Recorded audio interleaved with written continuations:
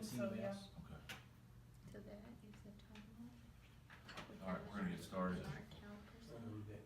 Woodmen Hills Metropolitan District regular board meeting for Thursday, November 29th, 2018 is now in session. First item on the agenda is roll call. Troy Stinson, chairman present. Sherry Ringen, vice chair present. Russell Ryder. And Nicole? Nicole Are you- Ann, okay. right here. And Carl Lucan sent me a message, he's got a family thing, cannot be in attendance tonight. I would motion that we excuse him from the meeting. Motion seconded. All in favor? Aye. Aye. Motion passes.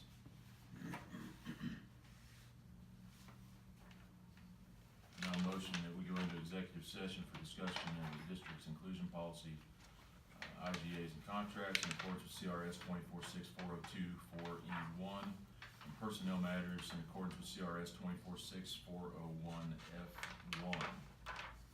Second. All in favor? Aye. Aye. Aye. Motion carries. This board is now in executive session.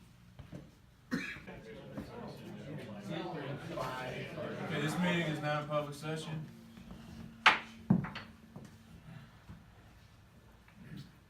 While they're trying to figure out that stuff, welcome. Looks like we got another full room. I appreciate y'all coming. We've got some folks here from Falcon Fields LLC tonight. Let's see, we got some new folks back there too. Thank you all for being here tonight. I hope everybody had a happy Thanksgiving. We are going to try to make this our last meeting of the year and not have a meeting in December and hold our next meeting in January so that everybody can enjoy the holidays, go out of town, be with family and friends and stuff for the holidays. I'm assuming some people are here due for the budget tonight, resolutions tonight. We've got some other items that will be signing tonight, the IGA with Falcon Highlands for an interconnect. Got some survey results for Parks and Rec, so it's gonna be a long meeting. I hope everybody brought something to drink, snack. I apologize for the long meeting, but there's a lot of work to do. But thanks again for everybody being here.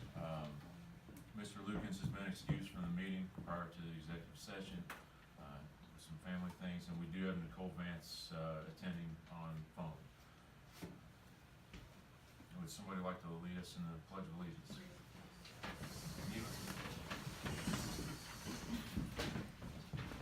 I pledge Allegiance to the flag of the United States of America and to the republic for which it stands, one nation, under God, indivisible, with liberty and justice for all. Thank you.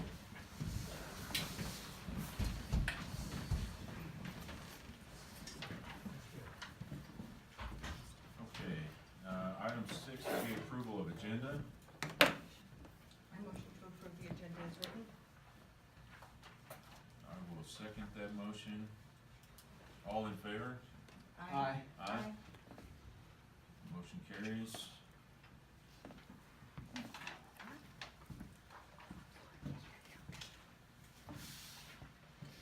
Okay, we got a couple unique things tonight. We'll move on to item 6. Is that ready or no? No? Is it gonna get ready, or are we done? Trying.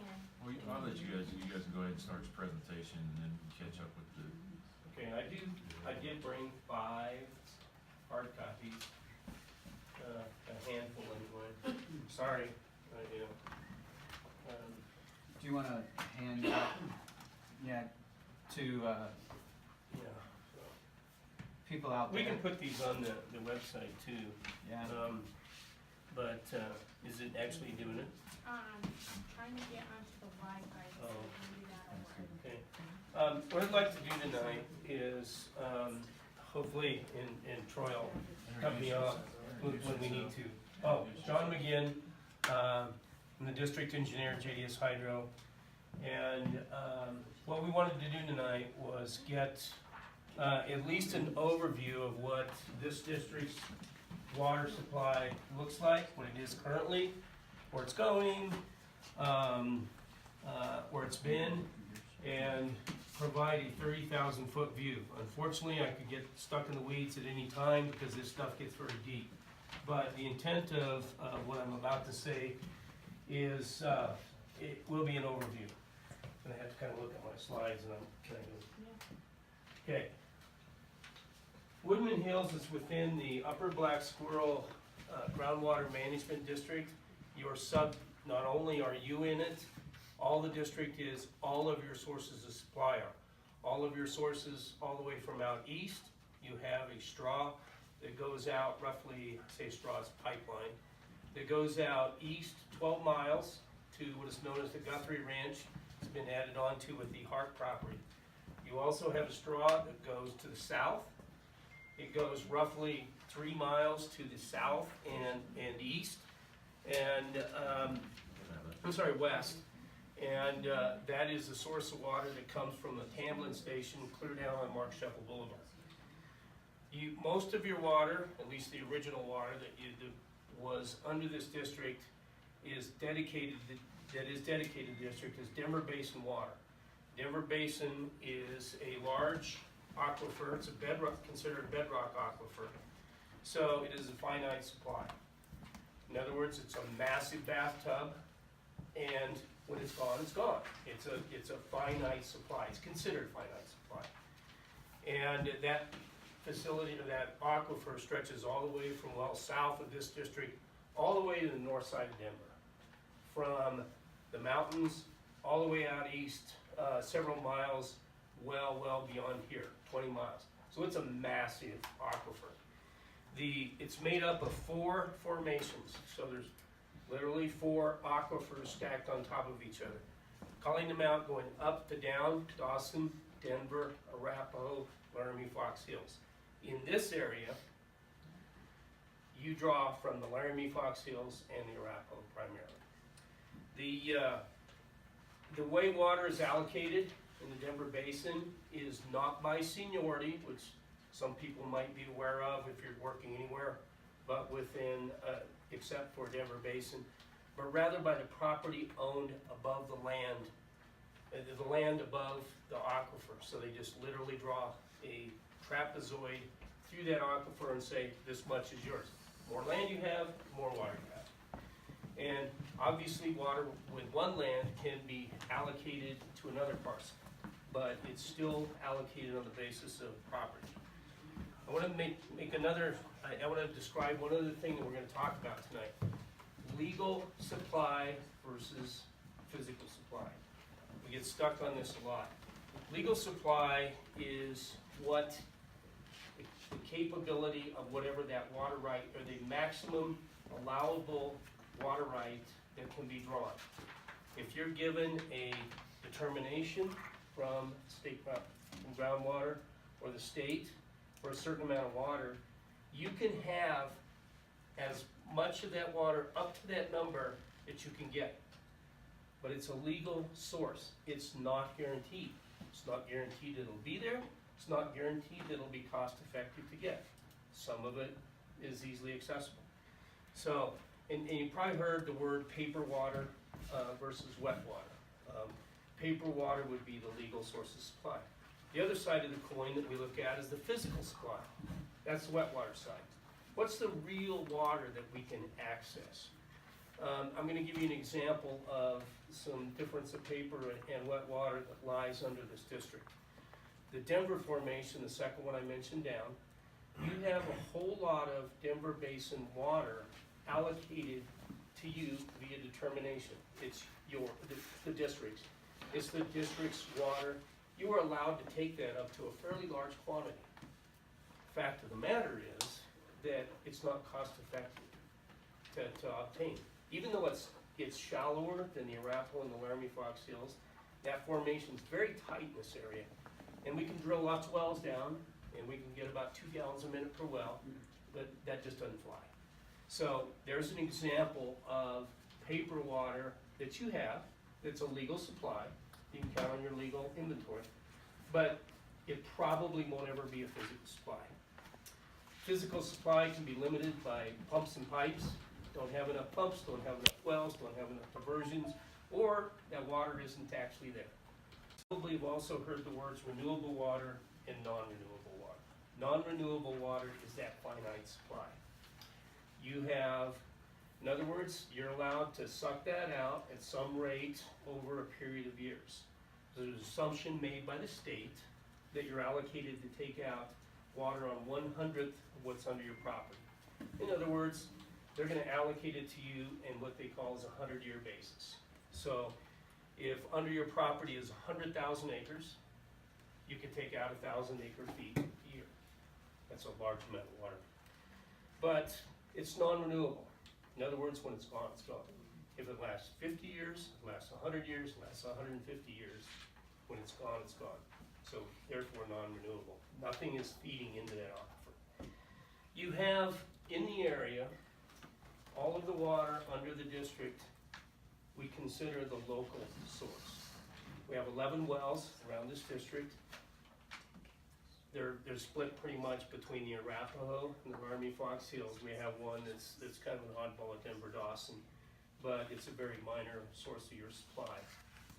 This area, you have wells all around you. You have wells to the south, north, east, and west. So pretty well mined out. I shouldn't say pretty, it's certainly gonna last another X amount of years.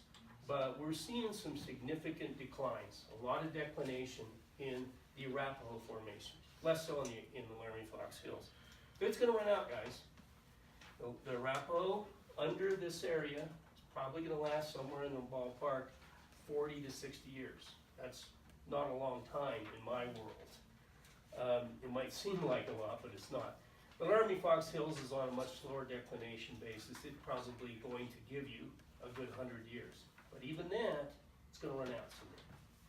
You also have a whole bunch of Denver Basin water that's not under this land. It's under parcels that are way out east. Remember I just said that we had a pipeline out east at 12 miles. Very, very large ranch out there, numerous acres. And all of that, well, it's split between Meridian and Woodmen. But all of that water from the Denver Basin is the property of this district, or to be used by this district. That water is in an area that hasn't been mined out. So those wells are strong. Those wells are probably gonna last much longer. They're newer. They haven't shown a lot of declination at this time. In addition to that, there's a renewable supply out there. Renewable water is water that is replenished annually. Rainfall, snow melt, what have you, runoff. And that water is gonna be in the very upper sands. Right here, those sands are about 10 to 20 feet deep. So there isn't a viable alluvial source here. Out there, 350 feet deep. Now to get alluvial right though, it's not granted by property. It is granted by historically in the past. The alluvial water in the upper Black Squirrel is overappropriated. In other words, no one is gonna get any more than is allocated at this point. So to get anybody's, or to get any additional, you go out and you buy somebody that's willing to sell. There's plenty of ag out there, ag water out there, and those guys are starting to look to turn it over. Obviously, the Guthrie water was turned over and purchased by this district in Meridian years ago. So you've got the water out there, you've got the water under here. Both Denver Basin supplies, some of that is alluvial.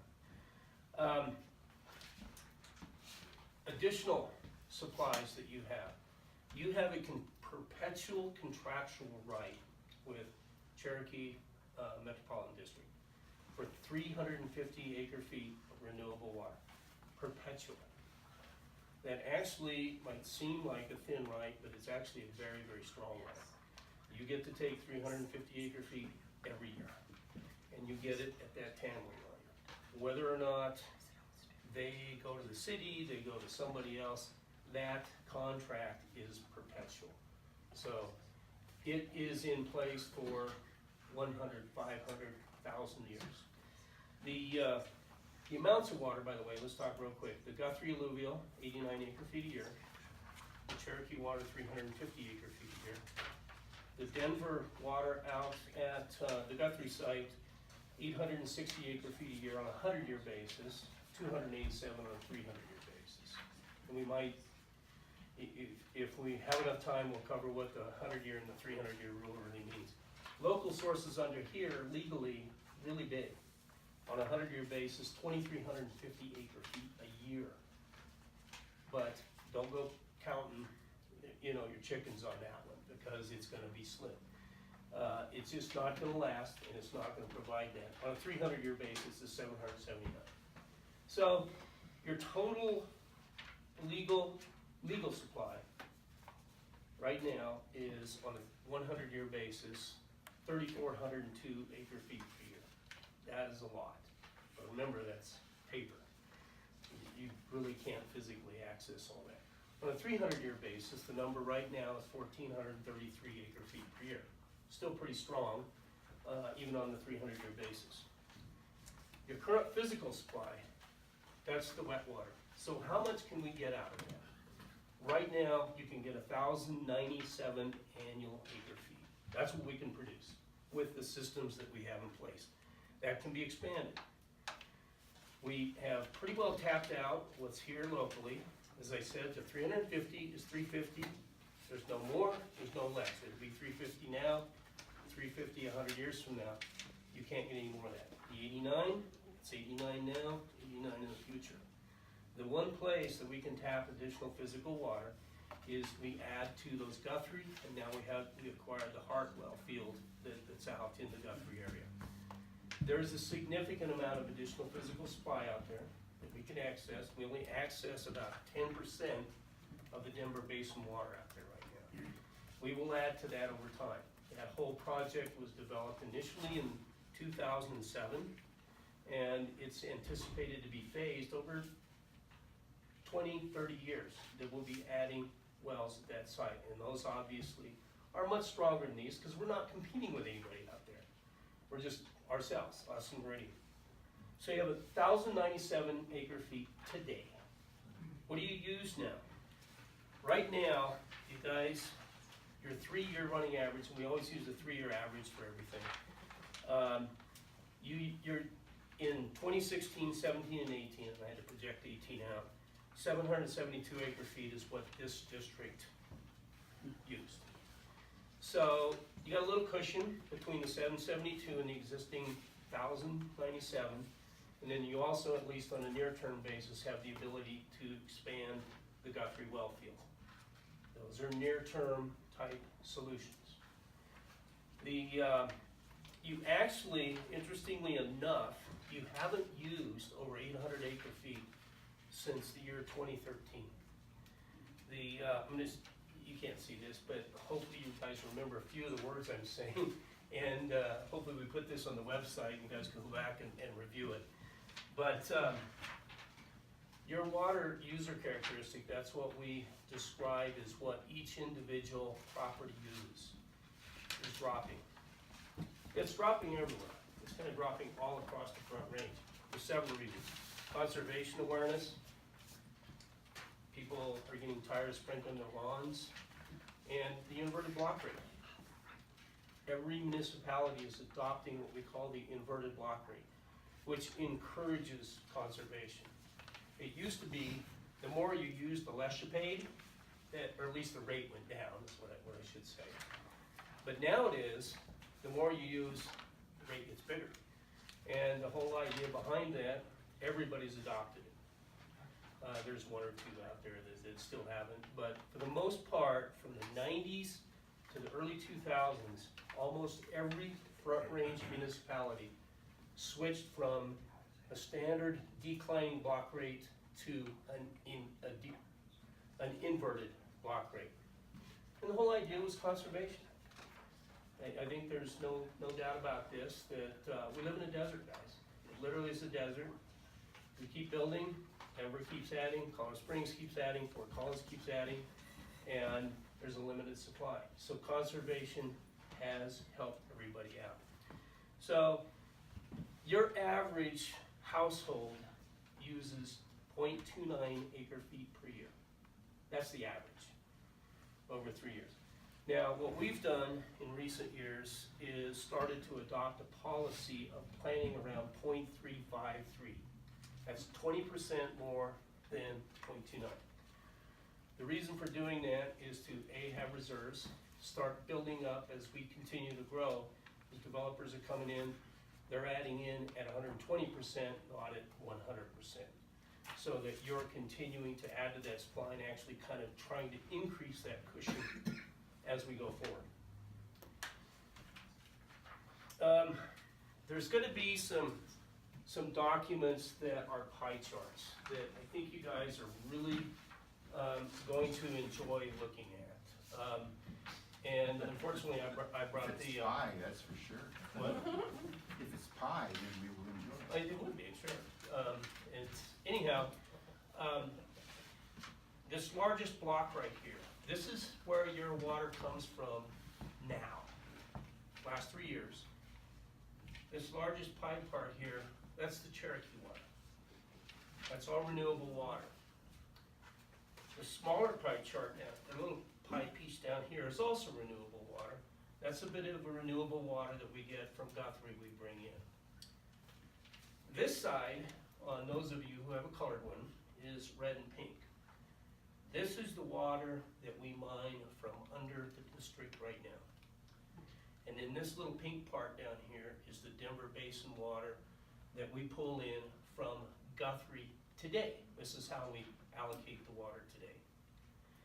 And so this is where so roughly 55% of the water you get today is renewable versus 45% that's non-renewable. It's an important thing to know. A lot of the districts out here are not, they're much more reliant on the non-renewable source than you guys are. Now, but remember, your renewable water as it is today is a set number.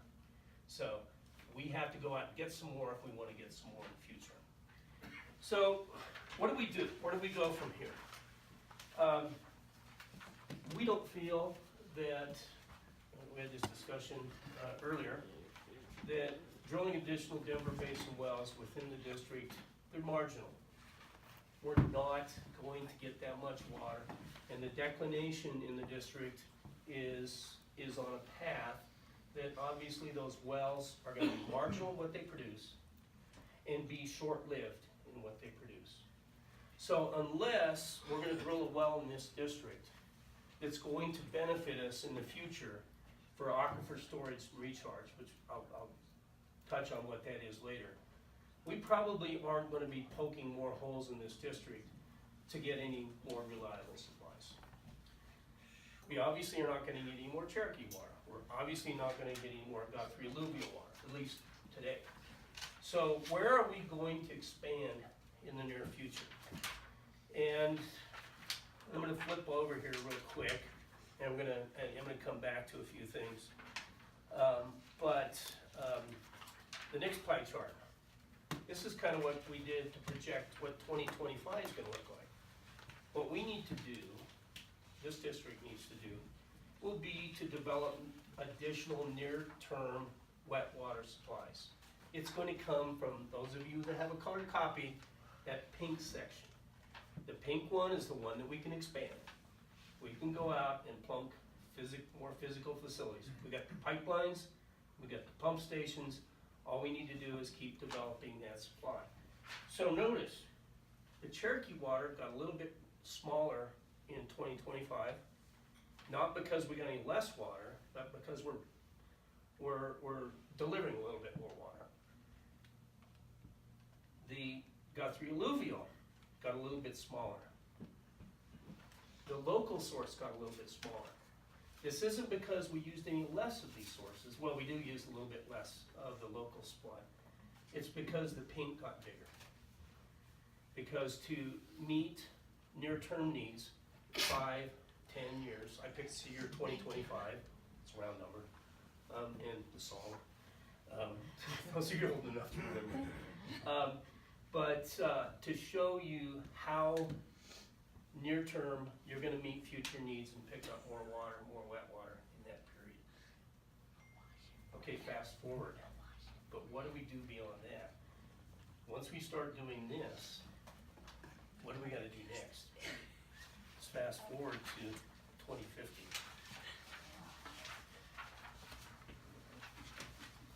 Thanks for the colored one. I'm barely remembering what colors I made these out of. Light blue, Cherokee, still there. It's kind of orangish, but this is the local water. Look how small it's gotten. The pink water, it's as big as it was because we've expanded a little bit, but it didn't grow anymore. But I got 2 more purple pies down here. What's that gonna be? One of them would be obviously this district getting in the market, and remember this is 2050, this isn't in the next 10 minutes, 2050. And if we project that you need a supply of 1,244 acre feet in 2050, and by the way, that's based upon a growth pattern that's similar to what you've experienced the last 10 years. It's a very moderate growth, it's not a massive growth, but it's a nice moderate growth that allows you to be using developer money to buy these new sources and develop these new sources. One of these potentially is an alluvial supply that would be purchased, probably brought in from the east through the same pipelines that you're using now, but you'd be starting to level load it. Right now, the way we use those pipelines is fairly inefficient. It's not because we're inefficient, it's because that's how you use water. You guys use, how much more water do you use in July than you use in December? I'll tell you, about 3.5 times as much. So we tend to peak out of these supplies, but we have no storage. And when I mean storage, I mean massive storage, not tanks. I mean things that would be like lakes. So the bad news that we mentioned earlier, remember how I said the Arapaho down here is really starting on a serious declination curve. That's the bad news. The good news is it's declining, and so therefore we're getting volume under here. And you probably heard the term ASR, stands for Aquifer Storage and Recharge. Starting to happen all along the Front Range. And you have a nice geography here to do that in the future. What that allows you to do is vastly extend supplies by being able to use these on a more even basis, and we literally pump it back into the aquifer 7 months out of the year, pull it out 5. That also allows you to ultimately develop certain other supplies that might be interruptible, that might, as we go more to surface water kind of goes like this in any given year. Denver Basin water kind of goes down over time. Surface water is still there in the end, but you don't always know what you're going to get from year to year. So the mix of the two is what we call a conjunctive use system. And you marry the two, use the aquifer storage, and now you're starting to really optimize what your capabilities are. You're not going to be into aquifer storage for 10 plus years, a decade, 2 decades, 3 decades. But I wanted to show you and get everybody looking at that 2050 pie chart. Because what it does, it says 2 things. One, you need to start thinking now about how you're going to deal with things then. I'm a pretty good engineer, but I can't do a water project in the next 10 minutes. They take years, decades. But you start setting them up now. And you start generating the income to go into those funds. You're either going to do it one way or the other. You're ultimately going to have to replace these sources. Remember I said that they're going to go away. Remember how the pieces of the pie got smaller and smaller and smaller as we went down the road. And of course, if you imagine 2100, it gets starting to look pretty different. The picture that we just showed here, remember I said you're using about 50% renewable water? By 2050, we want you up in the 70 plus range. Because you have to slowly replace that Denver basin water over time. So, where are we gonna get this water? There's a lot of options. Not all of them will work. You start down the road of which go with which, what can you do? One of the obvious ones is buying up ag water. Well, that's how you started with Guthrie in the first place, bought some ag water and start converting it, bringing it in through Guthrie. That's one way. Ultimately, CSU is gonna be offering interruptible supplies. They've been saying this for 5 years, but it's probably 10 years away that we still get it done. They've been offering interruptible supplies. That doesn't assure you water in every single year. But if you match that and you have an ASR project, now you have the ability to jump over that. Because now you're feeding into that system, pick a number, 120% per year, and you're drawing out at 100%. Well, you're building that aquifer up so that in those 2 years out of 10, that you get half your supply from them, you can make up the difference by pumping. And in the 1 year that you get no water from them, you can make up the difference by pumping the aquifer. You also have a lot of other optimization elements that you can use, whether it be starting to buy up southern water. The northern districts, Monument, Triview, they're already buying up water in the south part of the county. FMIC water, Chilcott water, so on and so forth. If and when the Eastern Loop comes, which it will, those waters are gonna be available for the Falcon area users just like they are going to be the northern users. You'll be in the market for that. And the ASR is really one of the elements that really helps you here. And you do have a unique geometry that allows for that. The district is just big enough, and you have enough wells around the perimeter. With enough wells, we'd probably add some in the middle. Like I said, remember, we're not gonna drill any more wells to get more water out of the aquifer. We're gonna drill more wells to do ASR. And so what we're doing is we're creating a massive storage project, just happens to be right under our feet. Highlands Ranch, Centennial, Sterling, many areas are already doing this. So a lot of the things I talk about potentially doing in the future, we don't always have the technology to do them today.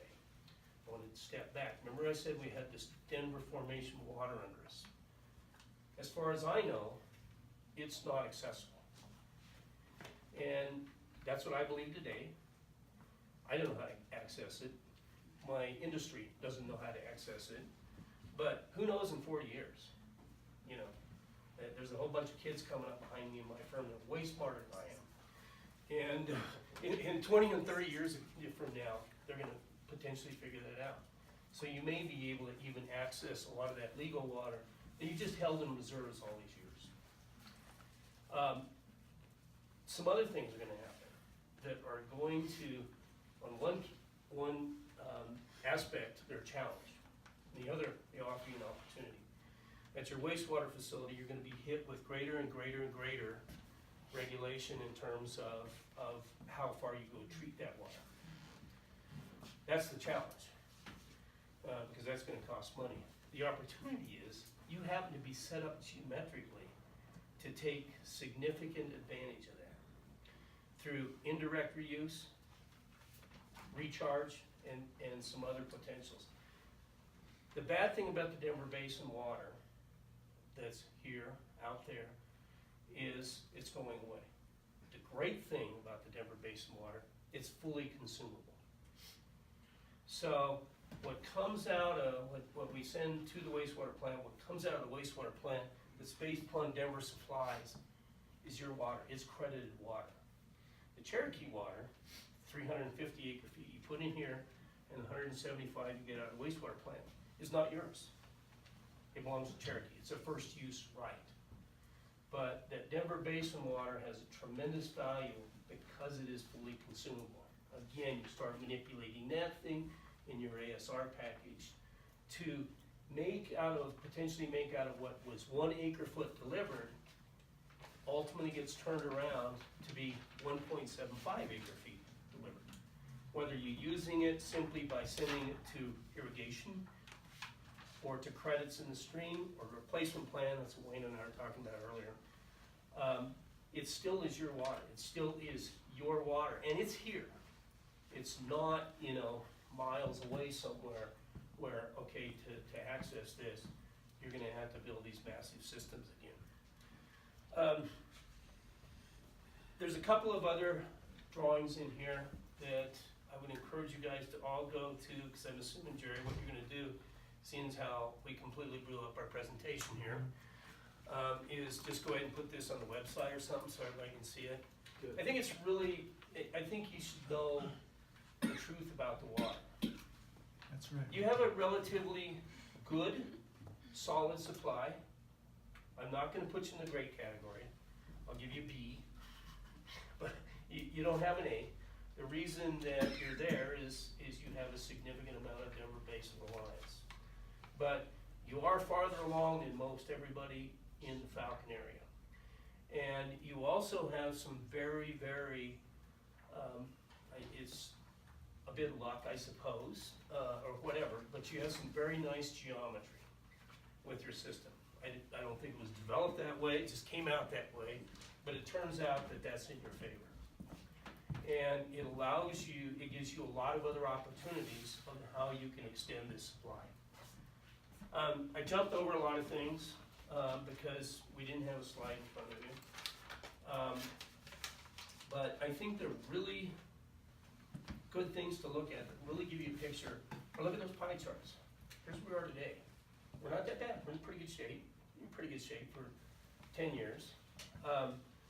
But you will see that we have to start doing things now for the future. And you know, as we put that 2050 through that 2050 pie in there, that's, you guys are trying to collect some big fees from growth to try to generate getting into, you know, some of those purple areas ultimately. I know it's 35, 32 years out, but 28 years is, if you want to do that in 28 years, you're in deep trouble. It needs to kind of start that you're setting this up now. So again, you have a good supply. It's not a great supply, but it's a good supply. And so you don't have to do a lot of hand wringing and worrying about what's going to happen in the next 15 minutes. But you do have to do some long-term thinking.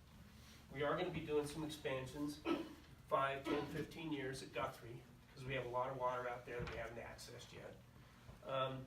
And that won't mean buying new supplies. It means just plunking more holes in the ground. Not that those holes are cheap, they're expensive. But at least they're not huge permits, they're not environmental impact statements, they're not those kinds of things. We can do that, we can solve that problem with money. Some of the other things are gonna take a lot more doing and a lot more years of dedication in, you know, acquiring those supplies and then ultimately turning them into real water. I'm very sorry that I screwed up the presentation.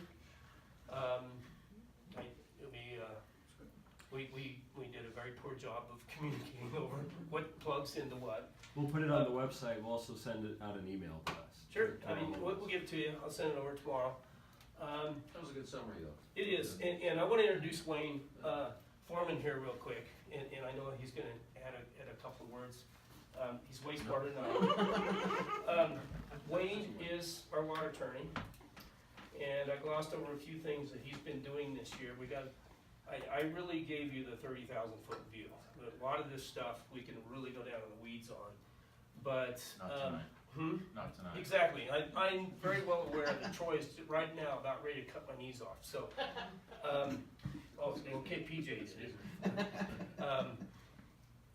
But if we have to come back and do this again because we've done a very poor presentation job, more than happy to. But I think it's important you guys know what your supply is accurately. I hear a lot of this, that, and the other thing, and I hear a lot of misinformation floating all around the Falcon area. So it's important you know that. It's important to know that you have a good supply, but not a perfect supply. and you have to be cognizant of that, so. Wayne works with us and Jerry, constantly to continue to grow this, do this thing, that thing. As I mentioned earlier, we're subject to the UBS, that's the Upper Black Squirrel. They always have a new reg. We're subject to the Groundwater Commission. We are subject to Denver Basin rules. And so consequently, we're faced with new regulation all the time. We're faced with, and by the way, we're dealing with that literally today. We got a new one we got to deal with. And, but I thought Wayne might add a few thoughts. I probably left a few holes out here, and you'll see them when you look at the presentation. John, I think you did a really good job. That was a great overview. I think once people look at your PowerPoint, it'll fill in some gaps. You know, the things that I'm working on, I don't think are, yeah. So the things that I'm working on, I don't think are appropriate to discuss in this forum. I would like some time at some point in the future to brief the board on what's going on in terms of groundwater commission regulations, our replacement plan that relates to the under drains that are in the community that we spent a lot of money and a lot of time on. Yeah. But that's not for tonight's discussion. So I think you did an excellent job, and we'll just leave it at that. Sorry I glossed over it so quick. I hope that hearing the story, you know, roughly, and then looking at the PowerPoint, oh, that's what he did. And if we have to, come back to this again. We're your engineer, we do whatever you ask us to do. Whatever Troy tells me to do, whatever Jerry tells me to do. And we're more than happy to get the information out there, because we believe that you guys need to know this, and you guys need to know this as you guys go forward, so.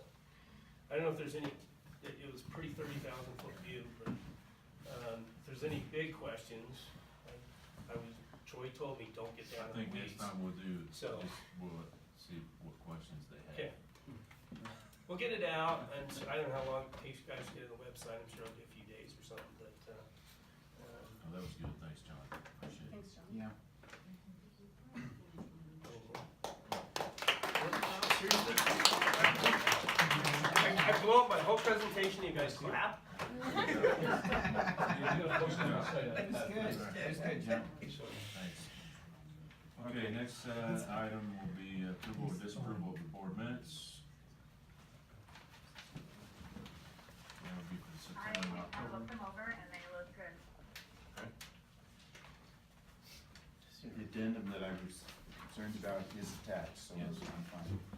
Do I have a motion either way? A motion to approve the board minutes for September and October. I'll second the motion. Any discussion?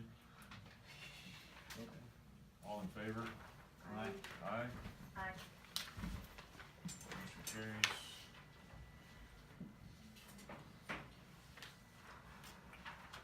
Dare I ask, next item is attorney's report.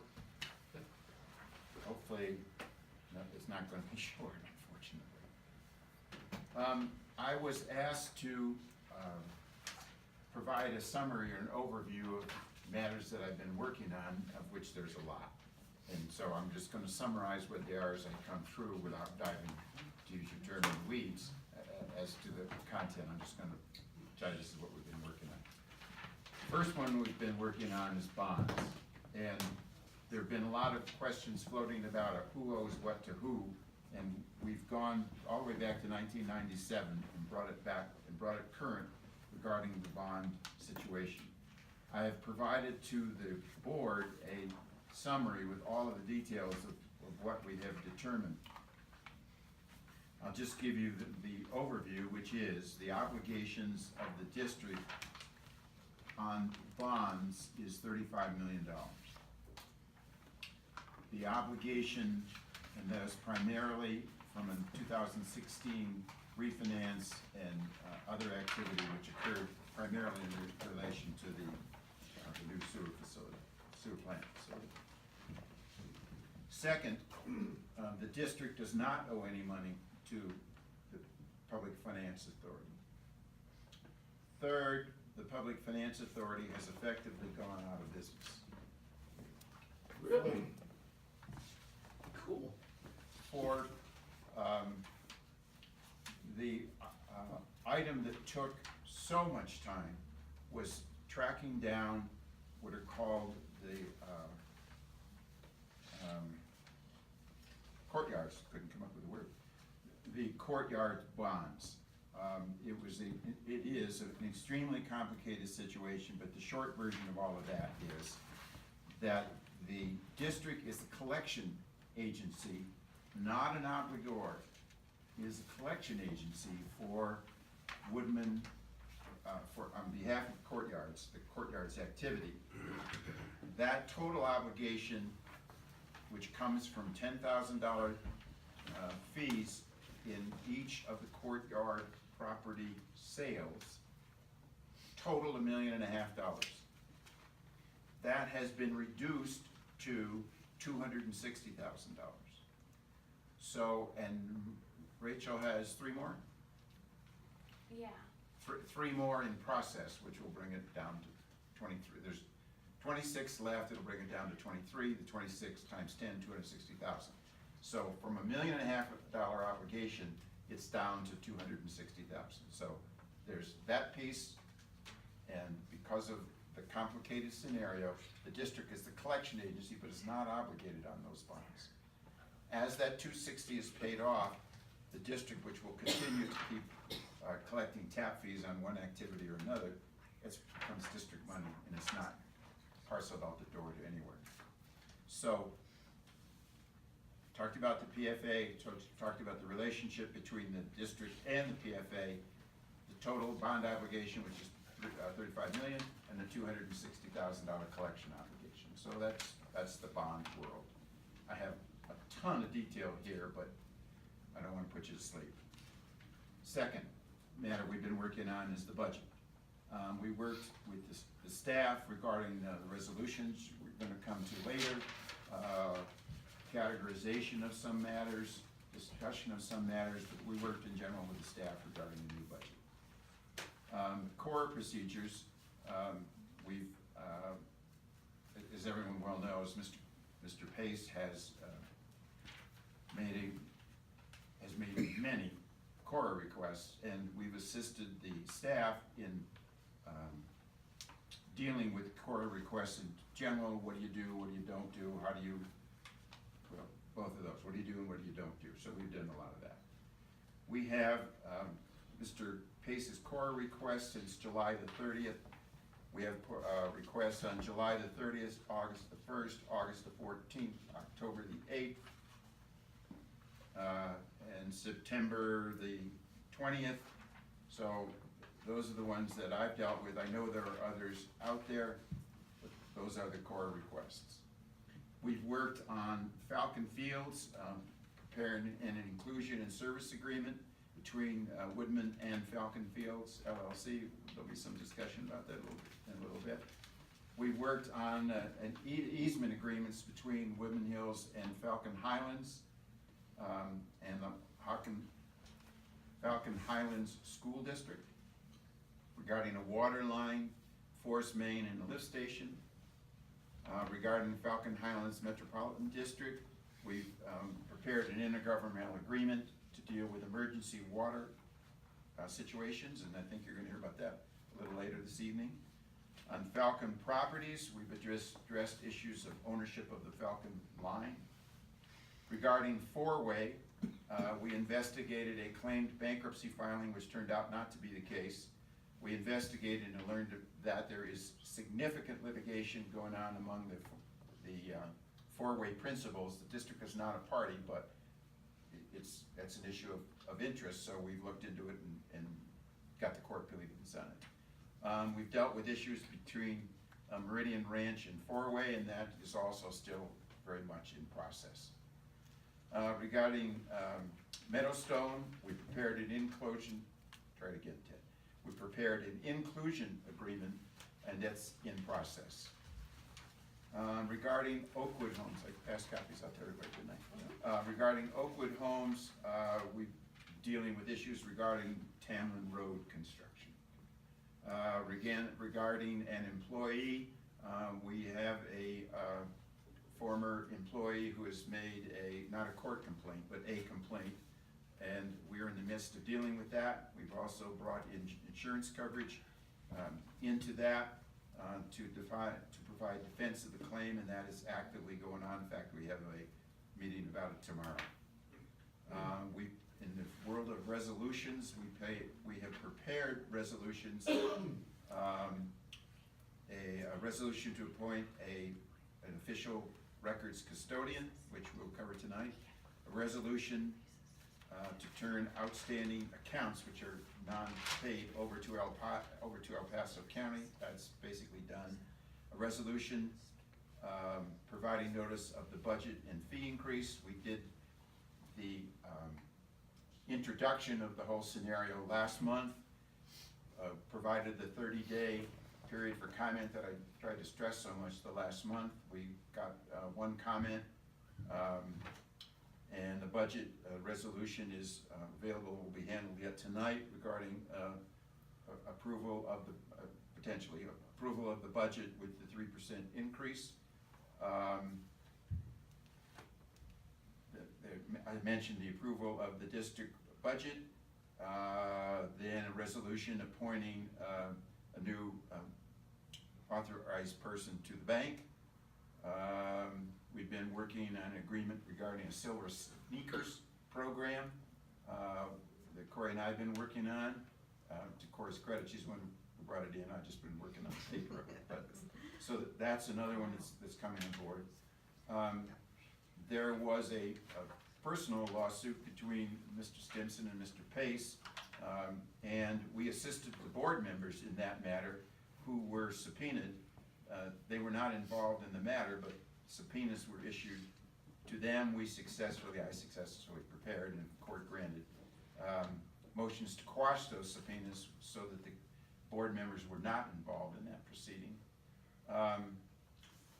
We prepared confidentiality and non-disclosure agreements for the staff and the board to keep confidential that which is confidential. And I talked about the delinquent sewer accounts and turning stuff over to the county. So that's, what have you been doing, Ted? That's what Ted's been doing. So there we are. Busy Can we couple ask of months. questions, Troy? Yes, please. Mr. Bendel, I just have a. Oh, there you are. Yes. I'm all the way up back here. Gotcha. Is there anybody else filing a bunch of core requests? No, there's only one other request that has been filed in a number of years. The one request was regarding the employee, the matter I talked about. We have this employee issue that we're dealing with right now. That's the only other one I've ever dealt with in all the years I've represented the district. And on average, what does each core request cost Woodmen Hills to process? The first part of the answer is I don't know. The second part of the answer is it depends on the particular request. The third part of the answer is, unfortunately, I've had to get involved in a number of them. And so those have generated some pretty substantial bills. We've had scenarios where there's a statute that says if you have to spend more than 1 hour researching it, then the requesting party is supposed to pay for it. Mr. Pace has refused to do that 3 or 4 times, so that we had to deal with that. We have had requests that were very difficult to understand. We've had to deal with that. So there's been a whole series of these which have generated, over many years, it's guesstimated over $200,000. Pardon? You're doing it to humiliate me. Have your fun. I'll be up to speed for my 3. Good luck to you. Guys do this all the time. It's a joke. Well, it's not really a joke to the community. It is. Mr. Martin, ask your question. Let them have their fun. For one That's person. all right. I have the right to ask a question too. I'm sorry, you finished with your question, sir? I am, thank you, sir. Okay. Go ahead, your question. Thank you. Mr. Bendelow, in the number of core requests that you've named after you said I haven't paid for any, how many have I paid for? None? That's a lie. I have the checks and the receipts, so your Okay. statement's false. Okay, then. Okay, no, I don't have Okay, to. this You is just said not- I didn't pay. This is a board meeting, it's not gonna come in. No, we're not gonna, no, we don't have to. You guys want the fight. I told you, that's why the cop's here. Let me ask you a question, Mr. Mendel. On the last 9 core requests I've asked for, none of them should have gone over an hour. What was your response to those documents? Can't answer regarding 9. Yeah, 'cause you didn't give them yet. Okay, I'm We're good. gonna move on. Just note there were 9 requests, just didn't have. Thank you. 9. 9. You good with the attorney's report? Yeah, that's all I have. I'm sorry, Okay, Mr. thank you. Stinson, real quick, can I get those dates when you, after the meeting or whatever? Cause I wanna go and post that on my website, is that cool? Cause I want to make sure that the 9 that you're talking about, what the outcome of that was. So that needs to be put up there too. So if you don't mind, Mr. Video, right? Yeah. Yeah. Okay. Item 10, financial reports. Mr. Chairman, Yes. since the topics that I was here to address have been completed, Thank you, sir. may I be excused Yes, for sir. evening? Thank you, appreciate Thank you you. coming out. Nice to meet Thanks. y'all. I motion to approve the financial reports for Good to see you, September and buddy. October. Okay, I'll second that motion. Yes. Any discussion on them? No? No. Okay. All in favor? Aye. Aye. Aye. Aye.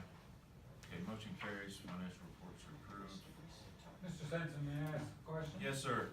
I've just been concerned that Cal has been gone frequently. Speaking of finances, is everything all right there in terms of the He left the board? one meeting early. I think we came out of executive session, he was ill. And then tonight's a whole different thing, it's a family thing. Okay, so Because it's we're the good. holidays. Yeah, normally we don't have meetings in November and December, but because we have so much going on, and we're trying to get some forward traction on some of these agenda items and things, we're having this November meeting. And because we extended and pushed the budget to this part of the year, we're in November meeting. But thank you, appreciate it. Parks and Rec report. Great, thank you. I'm gonna do the facility renovate, or the survey results at the end. Let me just go through the other things first. So we'll have our holiday hours, so Christmas Eve and New Year's Eve, we close at 12. Christmas Day and New Year's Day, of course, we're closed, and they're open all day as long as D49's on vacation. So if you all, visited downstairs, we've, completed some painting downstairs, and we, replaced some worn out faucets as well, so we're trying to do some pickup as much as we can. The programming update, November swim lessons, we had 28 participants, and private swim lessons have taken off for some reason, which we're real happy for, because then we can accommodate, parents at times that are conducive to themselves. Spring soccer registration will begin January 1st, and we are gonna do an early registration discount this time. We have a population that tends to register at the last minute, so we're gonna offer a little bit of a discount for the first 10 days, and hopefully we'll get more people in, so then we don't have to cancel teams and move teams around, so we're hoping that this will be successful. We did add a Saturday AM Zumba class, and it's taken off very well. That was requested by our community, so we added that.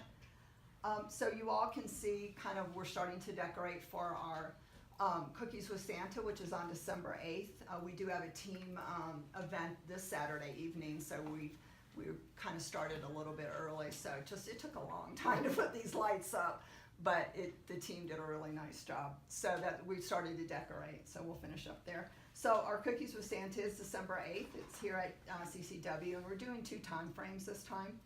We feel it'll be a better experience for those that attend. Parents' Night Out, we had 20, and we're to capacity every time, which is just wonderful. So December calendar, we have our regular dive-in movie, and their Parents' Night Out and Funky Float Night.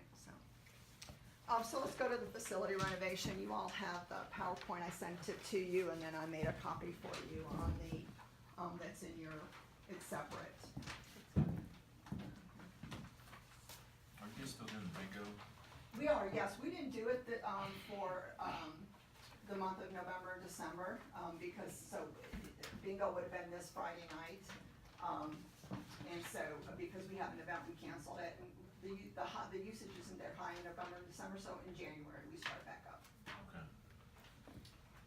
Okay. So the facility expansion PowerPoint you have? Okay. I'll show. It's okay, thank you. So the survey was available from August 28th to October 31st, so that was 63 days that it was available. We promoted it via social media, the website, and e-blasts. We had 619 respondents, 612 of those were Woodmen Hills residents, so that accounted for about 23% of our homeowners. Statistically, when you do a survey with our population size, which we figure is somewhere around 7,000, we're not, with 99% confidence level, with a 5% margin of error, you should have a 608 sample, and we had 619. So actually, it was a good survey result. We did have 7 that were non-residents. They spent an average of 5 minutes on the survey.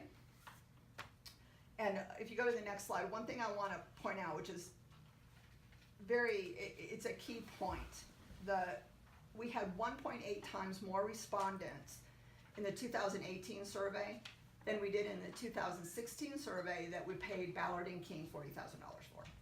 So we got almost exactly the same number. We got more respondents, and we did it internally. Both the 2016 survey and the 2018 survey showed that a cardio weight room is the most desired recreation area. So then you can see question 1 is, and the chart shows, and what it says is, so if you see the weight room, you see that it's the high percentage. If you flip on the other page, it'll actually give you the percentage numbers on the second page. So you can see that the cardio and weight room, 57.54%, felt that it was very important. If you combine the very important and the somewhat important, those are the 2 numbers you need to look at. Okay. And then the second one, of course, was, you go down, it was, let's see, the gymnasium, which is, who is it? Sorry. You take the 25.57 and the 27.87, you combine those 2, and again with the somewhat important. So those will give you the amount for the gymnasium.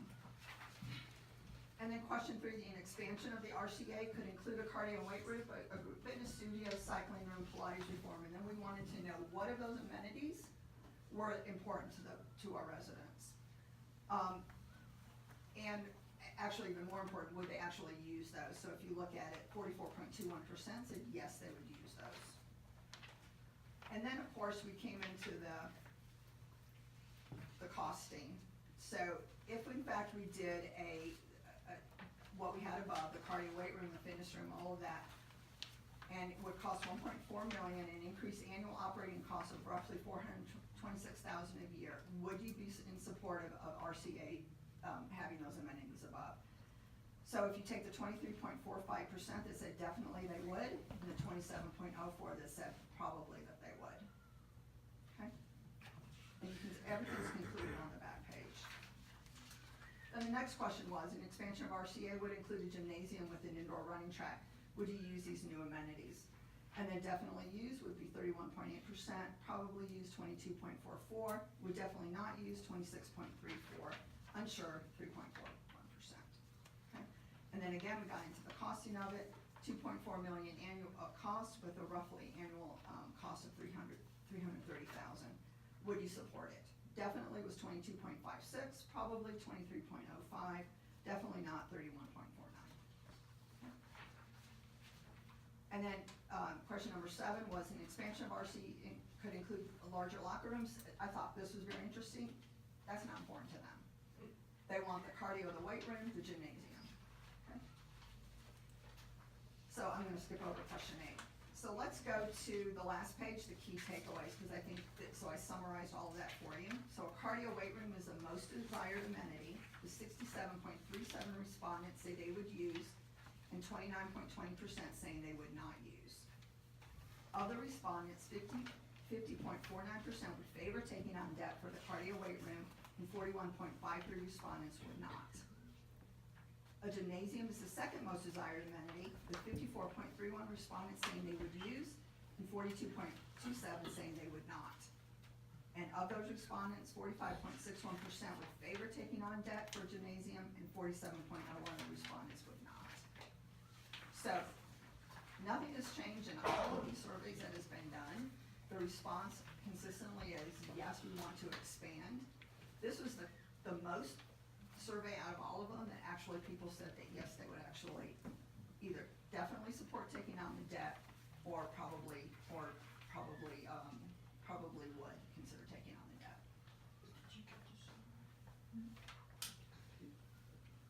Questions? I gotta think about it, I got thoughts, but I mean, I go back to the business plan that you proposed to us. The amount of cost in that architectural design Yep. for that is way more than this district would ever wanna spend, Yep. nor would I ever want to ask the community to spend. Absolutely.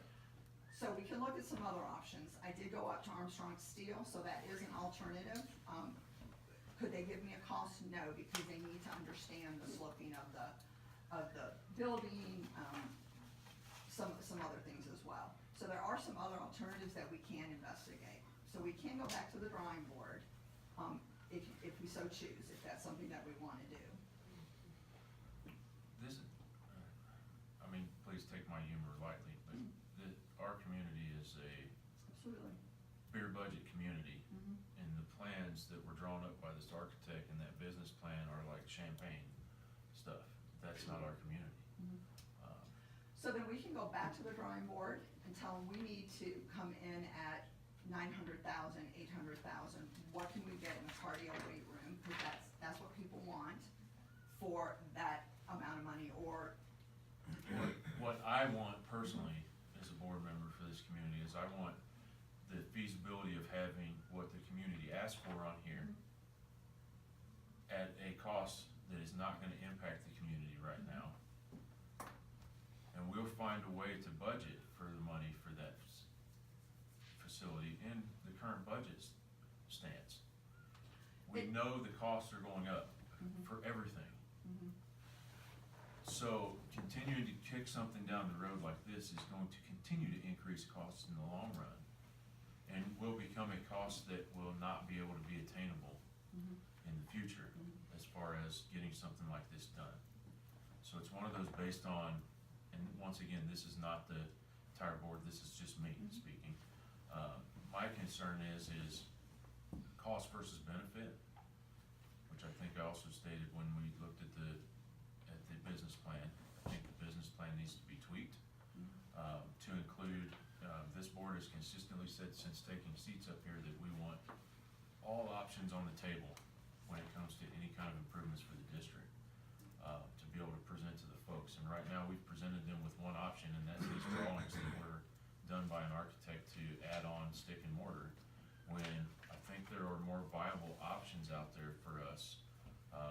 We're seeing a lot of steel buildings going up everywhere around town, colleges, universities, things of that nature that could include all three of these components at probably a third of the cost. it was very enlightening when I went to Armstrong Steel and what they've done, and the park and recs that they've done up in Denver, and they actually did the, over by Magnum Shooting Center, the raceway, that's their building as well. So I think so a steel building, I think is a viable alternative to start investigating.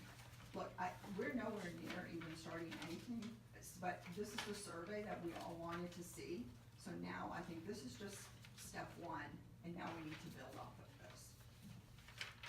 It's gonna be the cost point issue and what we get for our money, and does it fit in our budget as it stands now? I know we're showing capital money for Parks and Rec in holding for an expansion equipment, things like that. That money needs to stay in holding until we can get a resolution or something that's viable option for the community within our budget. I mean, bottom line is this community that operates within this budget, and we've taken it very serious going through this budget this year. And we're getting ready to talk about it here next.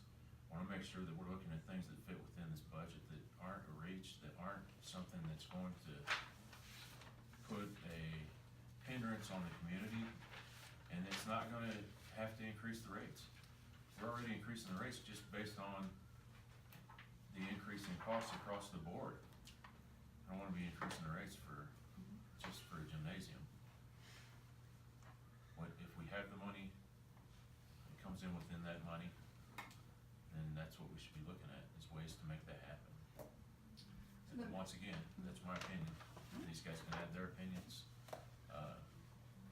I feel strongly about it. I feel strongly about about adding the amenities that the district wants, the amenities that that portion of the district needs. Because, and I know there's a demographic of the district that doesn't use the rec centers, but under the service plan and what we were given, we're obligated to maintain Parks and Rec for this community.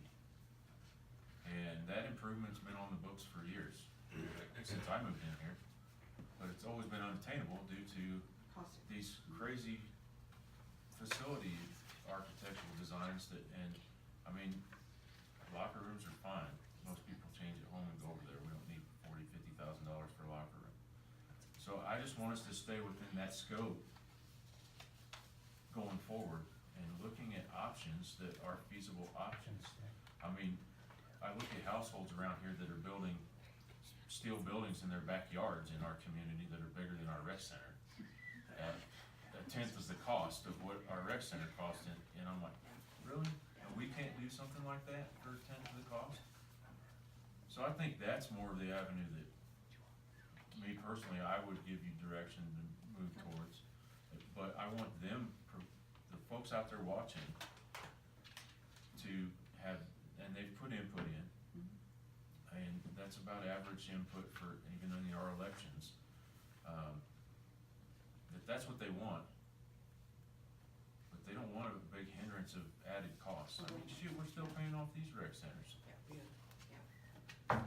Well, let me start there then with this, get some other options outside of that 1.4 million, see if we can get it at a much more reasonable cost. So I'll talk to the, And I would recommend, because you have some community members that work with you on a daily basis in our programs over there, is bringing them in as a committee on that, Yeah. and maybe solicit a couple of board we, members. yeah, we've talked on the And side, let's so. get start getting that going and getting Yep. something tangible out there that actually can work within our budget confines. We can do that. Can I ask a question, Joy? Yes, So I bring this up just about every meeting, but before the decision is made to make any changes to Rec Center East, how is that decision going to be made? we're gonna get to that here in just a minute. Let me get to the budget, and then we're gonna get to that. Okay. But good question. Anything else, Parks and Rec? Do you guys have anything? I'm sorry. Not a legal issue, just a real question. Might it be you say, dear vendors, for a budget of $800,000, what can you build? And do it the other way around, if you Yeah. will. This is our Yeah, budget. and that's what I just talked about, so, absolutely we can, so, we had these plans that were drawn up, and I wanna say maybe in late 2016, early 2017, they were made up before my arrival. So those are the plans we've been working off of, so now we just need to go back to the drawing board and bring it down. Cause I can tell you those plans, that design, that cost is unattainable. Yeah. The other issue though was the operating costs were too high too though, cause we can't operate at Yeah, costs that high. but those are the operating costs for a 1.5 million facility. So Okay. when the facility goes down, your operating costs go down. Okay, You had a question, go ahead. You gonna post that? Which, Let you have the survey on the internet? yes, Okay. yes. All right, done with Parks and Rec. Yep, Okay, great. water and wastewater. Okay.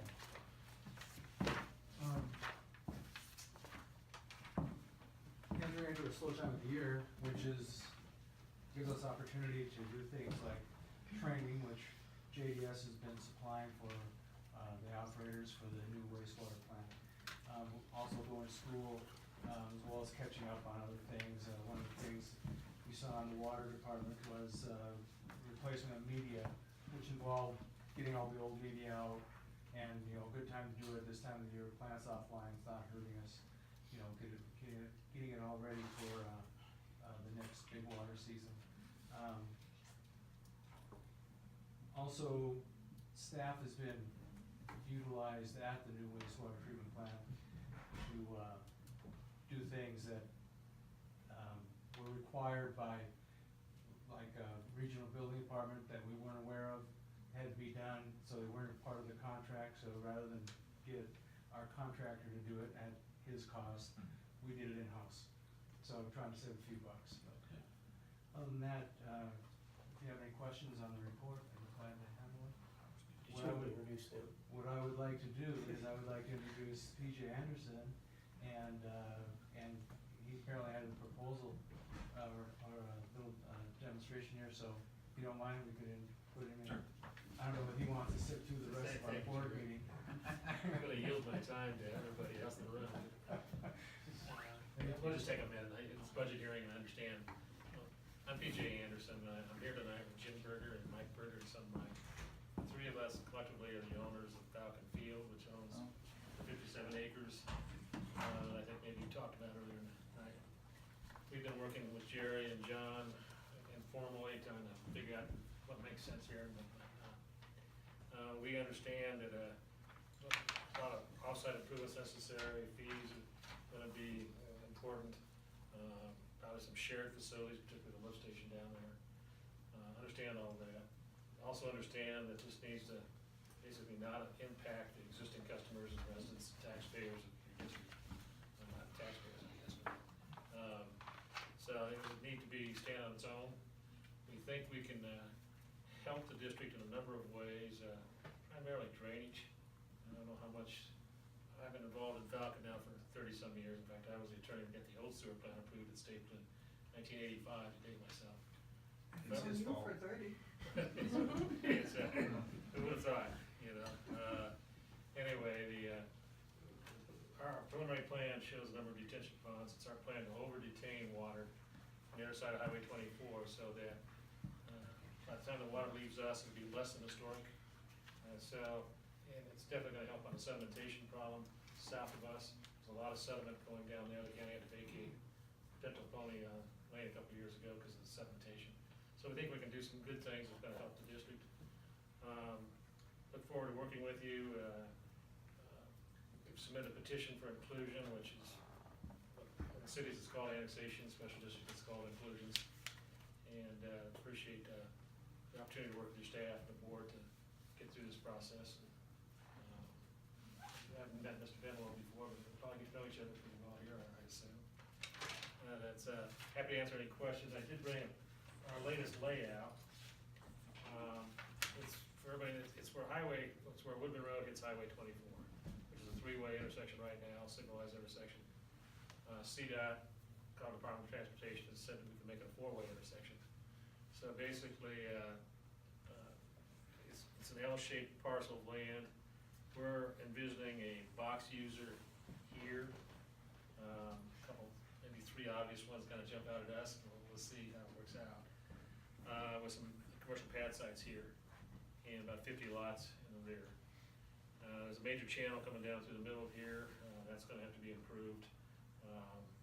And you'll see some major detention ponds here as well.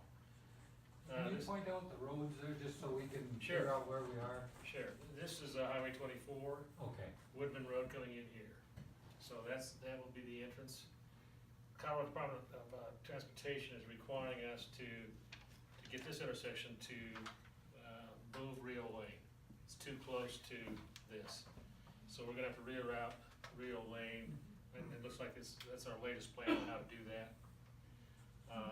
We're also gonna have to provide access to this 4 single-family parcels onto our west that have driveways right onto Highway 24. And I think our only obligation at this point is to provide access there, so there could be a frontage road there in the future if necessary. We're working with NES on the planning firm. I think they're the top planning firm in town. And by the way, Jim Berger, I don't know if, Jim has been in the commercial residential real estate business for, I thought I was an old guy, but he's been doing it for 50 or 60 years. And he's over 60 years. And excellent reputation, has done an awful lot of commercial development in town, knows what he's doing. He's well financed, and I'm really looking forward to working with Jim and Mike on the project. So, but we've not started the entitlement process with the city. We've got to know we're going to have water and sewer before we start down that road with the county. The county, I work with them all the time. I used to be the planning director for the county back in the 70s, but they're anxious to see this happen. They're anxious to see the drainage problem get worked on. That's been a thorn on their side for a number of years now. And, so I'm anticipating getting through the county okay, but the process is the rezoning, the preliminary plat, and the final plat. And my guess is, we're looking at 9 months to 12 months to get to the final plat stage. So it's a long, drawn-out process, but there'll be public hearings, planning commission, county commissioner hearings. The land use is really not this district's jurisdiction, it's just your utilities and drainage. But the county planning commission, county commissioners will have hearings on whatever we propose here, so there'll be plenty of articles in the newspaper, I'm sure, and plenty of opportunity to have input to that. I also sure we'll have some public meetings out here in the neighborhood to get some feedback. I'll start that after the first of the year. So with that, look forward to working with everybody, and I wish you luck getting out of here before midnight. Yes, Nita.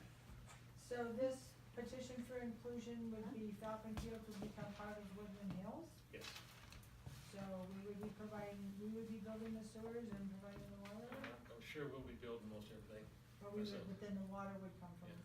The water, and I'm sure we'll probably end up paying, I think, contemplation of water acquisition fee on top of water tap fee, which is where I think you're headed. So instead of our bringing water to the table, we are bringing some water to the table, but we will be required to pay a water acquisition fee that more than covers our share, you know, of what the district's water is necessary to service. And then there's mitigation advantages to what your project would do? Well, the drainage is the obvious one. Yeah. The other one's really indirect, and that's, you know, I was an owner of Paintbrush Hills for a number of years. I don't know if Leon's still here, I don't get it.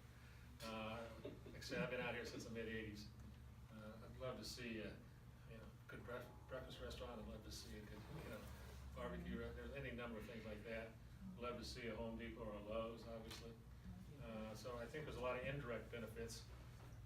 We're gonna ask this district to form a sub-district, which has been done at Paintbrush Hills, where we put a mill levy on this property only. It had no impact on the rest of it. And some of that mill levies would be utilized for operational costs for your district to overlook our sub-district. And some of the mill levy would probably go towards maintenance of the drainage facilities. So this project will be paying its way and then some.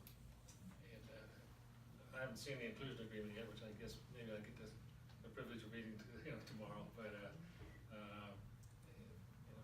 doubt there's anything in there that we can't work out, so appreciate it.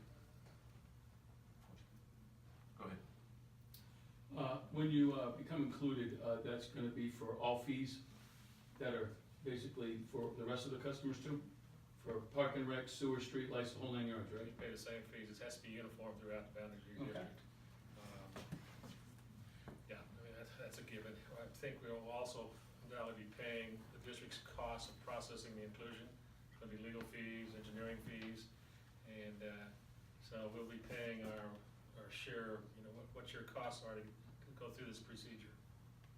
And the shortfall of water, on the amount of money that's gonna be coming in for fees, is that in the inclusion agreement, what that's going to be, I haven't seen it yet, Ron. I haven't seen the inclusion agreement yet, but so if you need like 10 knowing acre John feet? like I do, I'm pretty sure it's in there. John and Jerry, I'm sure put something in there. So. Right, so the shortfall is, you have an idea what the shortfall is at this particular time?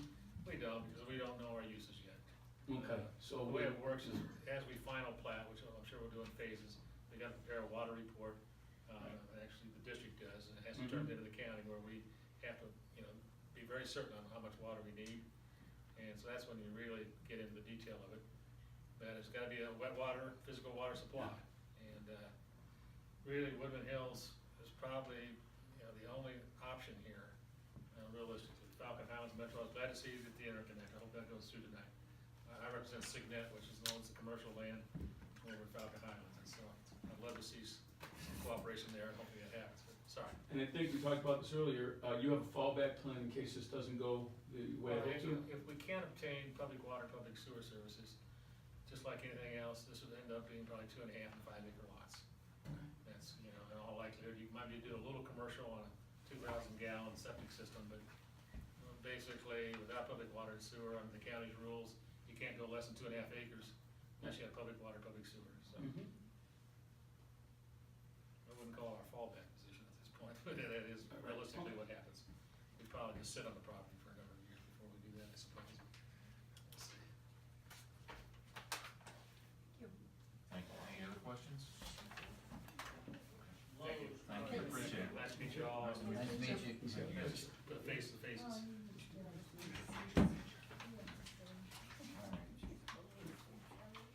Okay, the next item is going to move into, yeah, the unlock 13, it's gonna move into the budget.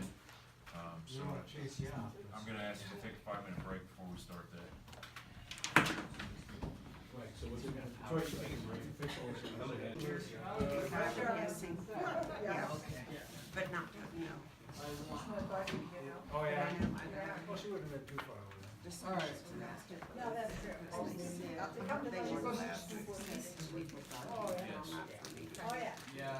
And I had done it for, oh, yeah, no. We got, No, wrong. She said an output. Let's go, Jerry, come on now. Where you at, Jerry? And I'll give you that.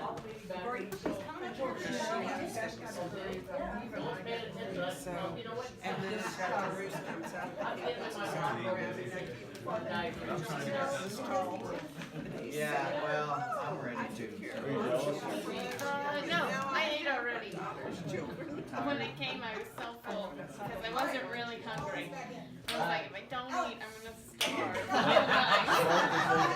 Okay, we're back from break here, come on. Alright. We're gonna start, Ellen. You wanna stand up there, you go right ahead. She swears her illness a few years ago. So much better was proven to be from the water. Okay, next item on the agenda is, number 13. They should just call us in. That'll be the, resolution to set the 2019 fees. And then we'll go right into the, as far as the approval of the budget or non-approval of the budget. Over the last 30 days, we put the budget out there for folks to review and look at. We had one objection, submitted in writing to the budget, and a response was given. To that, I believe the concern was, help me with paraphrasing it, because it was a lengthy objection. The, concern was, that had some more questions was the, salaries for the, Parks and Rec department. I can make it easier. It was my objection. The objection was there was $150,000, correct? That was gonna go towards the raise of a minimum wage.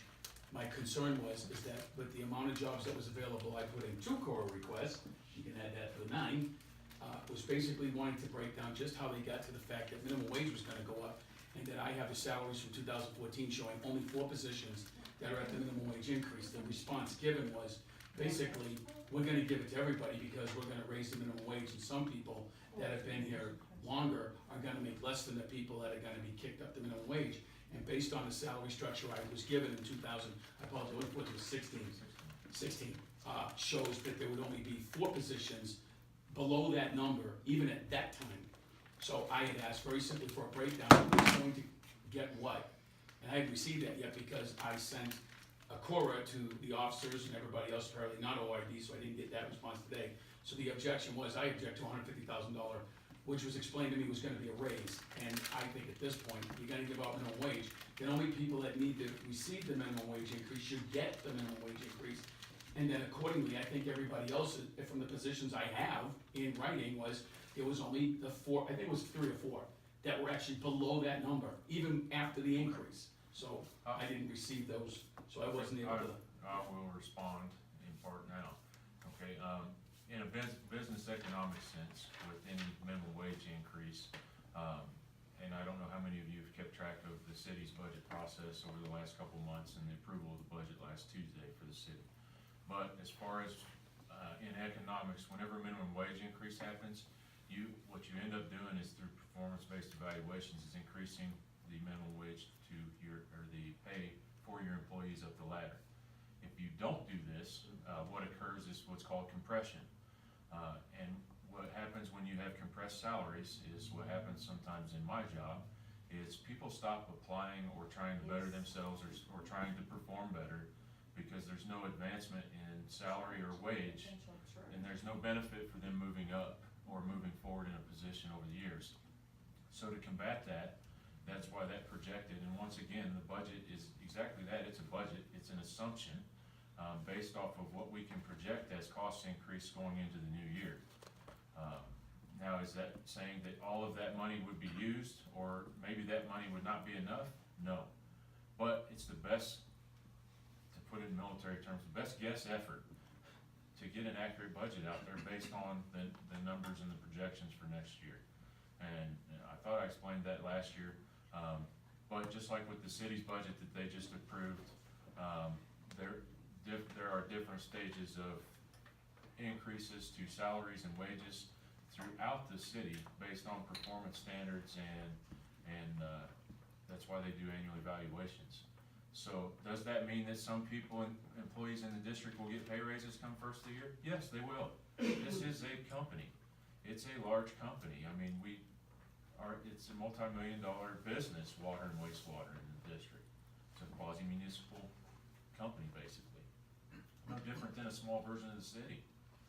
So to manage that accordingly, I mean, our employees aren't any less than city employees. They're not any less than what you folks do for a living outside of here. You know, I sat waiting to hope I was gonna get a raise this year, but I didn't know that until I got my evaluation and the city approved the budget. So we looked at those factors when it comes to that, and to keep, we don't wanna lose our best water operators that we've got vested interest in, that have went through all the certification process. We don't wanna lose our best wastewater operators. So to keep them competitive, we've got to do a performance evaluation, raise their wages accordingly.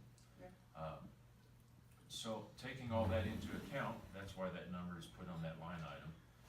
It is the best guess number that we can put on there according to what we would determine. We haven't seen evaluations yet, or what proposed increases to salaries or increases to wages are for the going into the new year. But the best guess based on the percentages from the CPI and everything else across the board, this is the best we can do. Yes. You put it under Park and Rec, why didn't you spread it out for the rest of them? Park and Rec contains the majority of our employees in that bottom tier of what that accordion would be in that, is the best way I can explain it.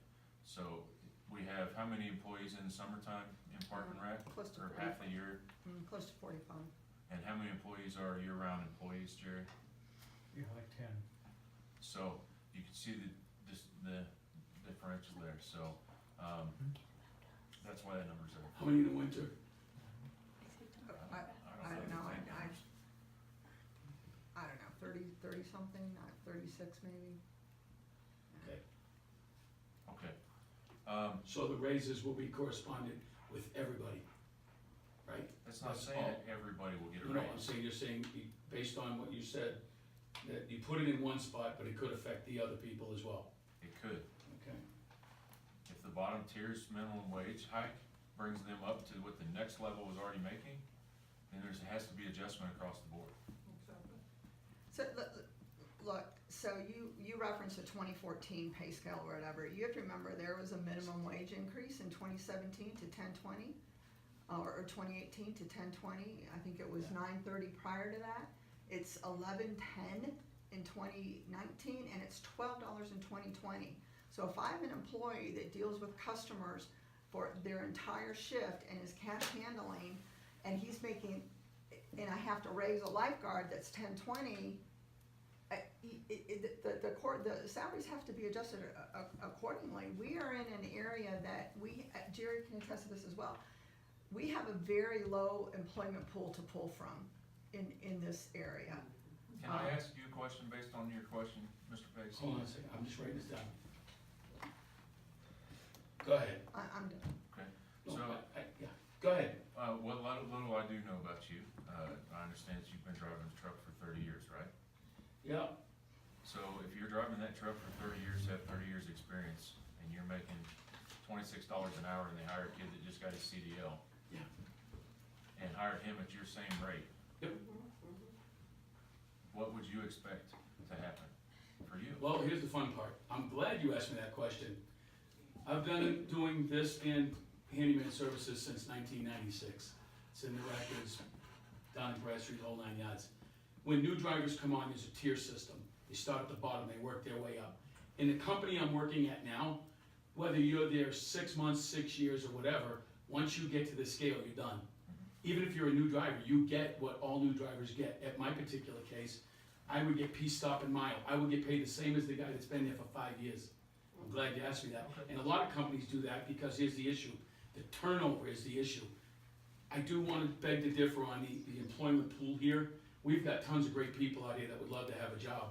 Being able to walk out their back door and take them, okay, that I will beg to differ on that with. As for Mr. Jacobson, I agree that his staff is a very limited pool to pull from. I've posted it on my website and actually did a story on it as to what they pay them. Okay, we went over this several years ago where we were in the top 10% of pay in the state. We even beat the city and the county. There comes a point where, okay, it's okay to pay them, but what's too much?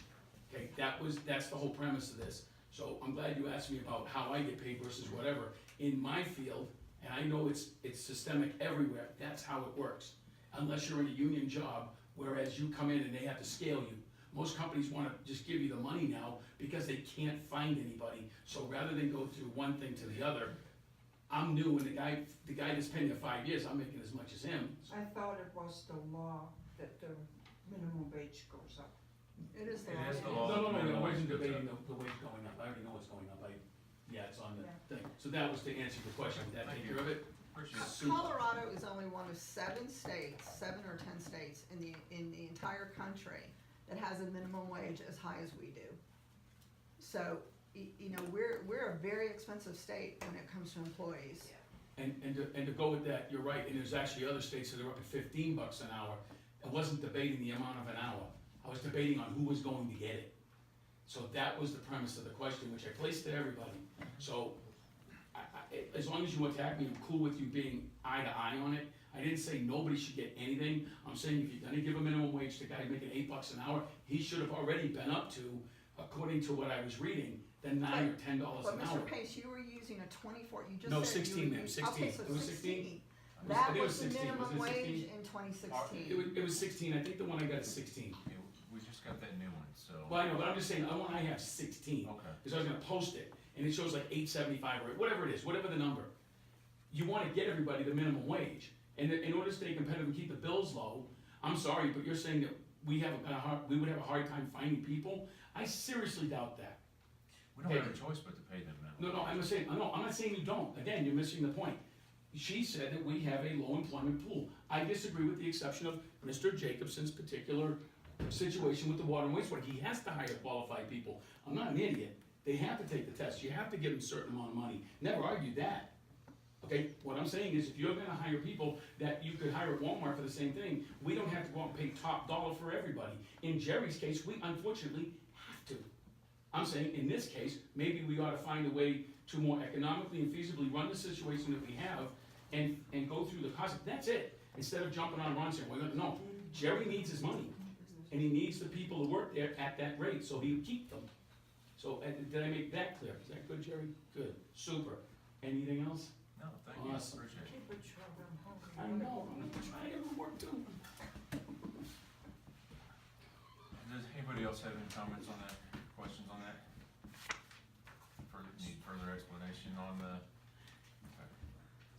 All right, so we're to the resolution to set 2019 fees. That resolution is 2018-11-29-2. And I have that resolution in front of me here.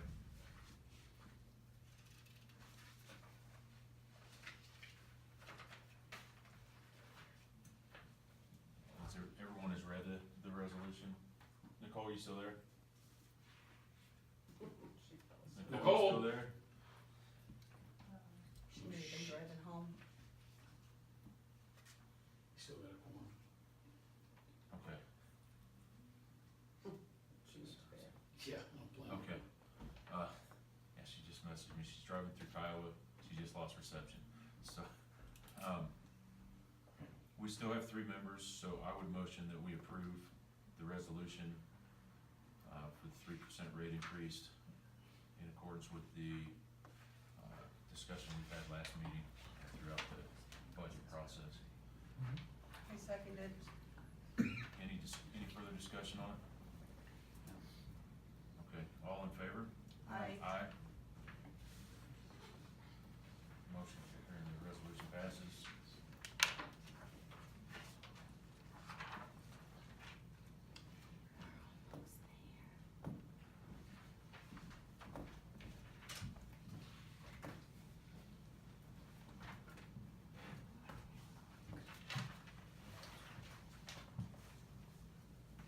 Okay.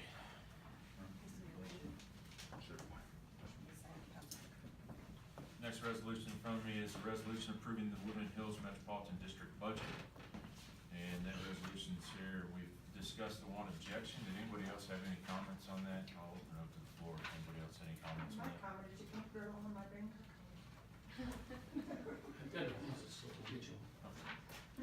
Hopefully you're going to one who took, somebody took $15,000 out of mine 2 weeks ago. Are you serious? Yeah. My $314 Verizon bill went to misrouted by Verizon, paid for somebody's bill in Idaho. Well, how sweet are you? You want my phone number? Okay, That so, wasn't me, it was Verizon messing up. before us, we have the resolution number 2018-11-29. Prior to motioning on this resolution, I would like to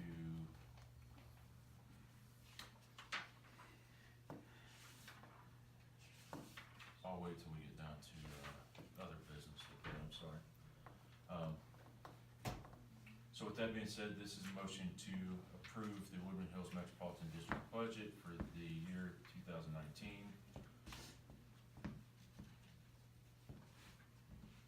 So I would motion to approve the budget as written for next year. Second. Any discussion? All in favor? Aye. Aye. Motion carries, resolution is approved.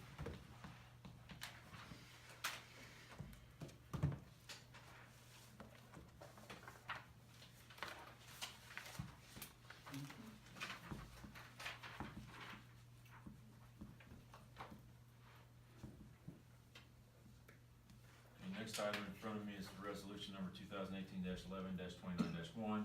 This is a resolution of the Board of Directors of Woodmen Hills Metropolitan District authorizing its agents to act on behalf of the district in banking transactions. This affects the, adding, Board Director Russell Ryder to the signature card at our financial institutions. And I motion that we approve adding Mr. Ryder. I second. Any discussion? All in favor? Is he awake over there? Aye. Aye. Welcome.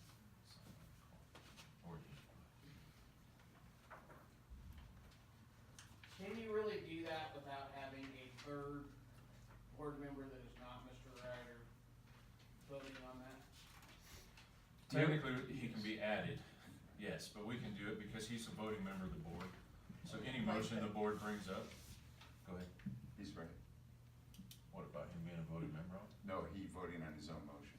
He can't. Yeah, that's what I thought. But it still passes, But even if he's did you get a recused. proxy vote from him on it? From Mr. Lukens? Cause he can vote yes to this. If he voted yes, then that would carry as well. I do have an email saying. Am I right? You're right. Okay, so if he, did he give you the, okay, then it passes by Lukens. Sorry, I didn't wanna jump in on you, big guy. That's a fair point. All right, Good point. Thank you. wanna get out of here. Jesus. Just didn't want there to be further, or tomorrow, discussion somewhere Yeah. about how this was not done properly. Not by me, no. Let's go to, we'll get to this one in other business. Let's go to public comment. Somebody have that sheet? Hold on, you were gonna make a resolution about something about Cora earlier. I heard him speak about it. Is that gonna be done tonight or at the next meeting? They're gonna change the, Hang on. I just said we Yeah, will go to that that in one. other business. 25 minutes, at least 30. oh, Jesus. Yeah.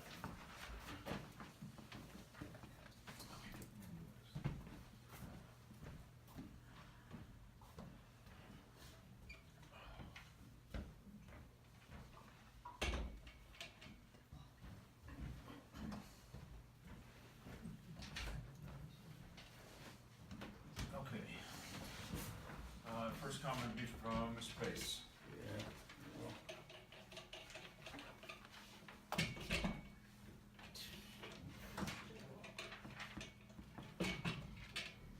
close enough. Your neck looks better. Yep. 8 weeks of physical therapy. All right, Mr. Pace, 12058 Real Seco Road, Peyton, Colorado. I took a ton of notes tonight, so let's clear up some ambiguity here. First one, addendum that was added to the meeting of the minutes. I'm assuming it has to do with the court case. Mr. Pendelow, I wish you can comment on that. And number two, the comments made about subpoenas given to the individuals involving the case. They were not done in their professional capacity, they were done in their private capacity. I will post them tomorrow after I get done with something I have to do, so you can see the actual copies of them, because I had to scan them. Let's go over the other one, which is issues related to, let me see, make sure, the water, which the gentlemen aren't here anymore. I'm against giving out any water for money at all. I don't care who we are. Okay, finite resource, we know what we got, we know what we don't have. Them coming in here and asking us for money, I'm hoping this wasn't something that was done specifically to show we have a few extra gallons to give people, when we shouldn't be giving them at all, okay? Wells and things like that, when we're out, we're out. I think I made that clear. Budget stuff, I think we went over, and I've talked about other matters where people are gonna come up here and say whatever they gotta say. Websites are notwithstanding. If you're gonna come up here and ridicule me, I can take whatever you got, all of it. I actually want you to do it, and the more you do it, it actually helps out my situation, okay? When someone asks me once, they don't know what I'm doing, I hope you don't, because if you find out, then I'm done, okay? But that's between me and myself. You coming in here and either attacking people in the dais or making statements like you do has never been done before by any other attorney, under any other circumstances. I have the records. Why you're allowed to do it, I don't know, okay? And that's for them to deal with. Cora, 9 Coras unanswered, because they didn't have the records. I will post copies of receipts I've made payments to, upwards of, I think the highest one I ever made was 100 something for a Cora request, that was a few years back.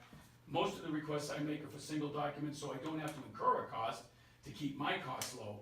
If Mr. Bendelow, as I said early on, was assigned the custodian, it was gonna turn into a cost situation, which it absolutely has, so you're proving me right. It wasn't the board that did this, by the way, it was the other board, okay? I asked that they have somebody local do it, which is assign it to whoever it was. I asked for a few documents, they weren't that hard to find. Again, we're the only district, as the county commissioners know, that do not post payables. Everybody else does it. Why? The lawyer's telling us, or whoever's telling us not to do it, shouldn't be doing it. I can go to Leon Gomes' website 30 and pull seconds. payables, quiet, okay? You've interrupted me way too much. All right, so as far as the rest of that's concerned, I'm gonna save the rest of my speech for whatever's coming up. On Monday, there'll be a posting wherever it needs to be. Mr. Stinson, your personal things about this, that, and the other thing, that court thing, that went on. I got your insert reply, I'm gonna reply to it tomorrow. Sorry I was late, guys. Concussions are concussions, I can't stop them. But this issue between me and you is gonna escalate. I already know that, because you're that kind of guy. Hang on. No, I'm gonna finish, let me finish my 3. Stop you So- right now. And so, That's a personal issue, that's not a no, board but issue. you've made the issue public by posting it in the meeting of the minutes, as allowed by the attorney, which no one's ever done before. That's an issue where you tried to bring board members in. No, I didn't. I did not bring board members It's in. not for you. I brought them in privately, sir. You know you've seen them. You That is keep not trying to for make, no, here. stop. I can prove it. Once it's proven, it's done. You know it and I know it. I only ask for their emails because under Cora, they are allowed. He doesn't allow them. That's what's causing the problem. Right, sit down, When I please. asked for the You've passed your payables, time. I was very polite about it. Hold on. I was polite about it and that's it. You can have the sheriff. Come on. Come on. Thank you, Mr. No, I'd like Pace. to see him come over first. I want it on record. Come on. Thanks. I want my money from the subpoena you sent me. All right, go ahead. You haven't paid me yet.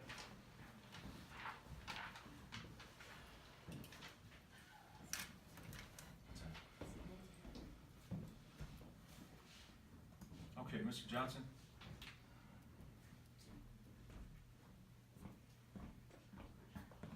Mike Johnson, 8071 Tompkins. The one thing I have been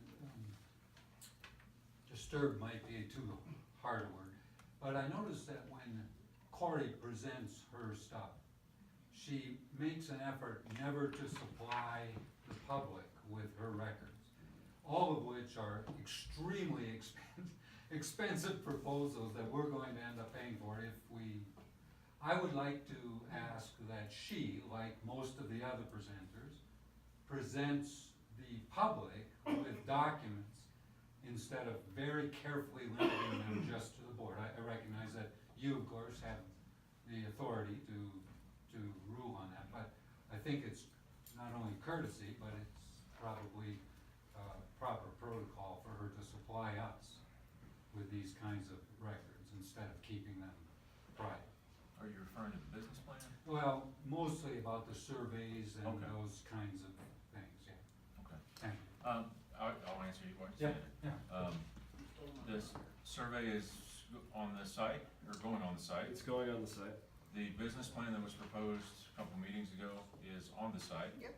And, I'm trying to think what. There's what- nothing I've kept private, Are the architect's designs that you had presented to the board, are those on the website as well?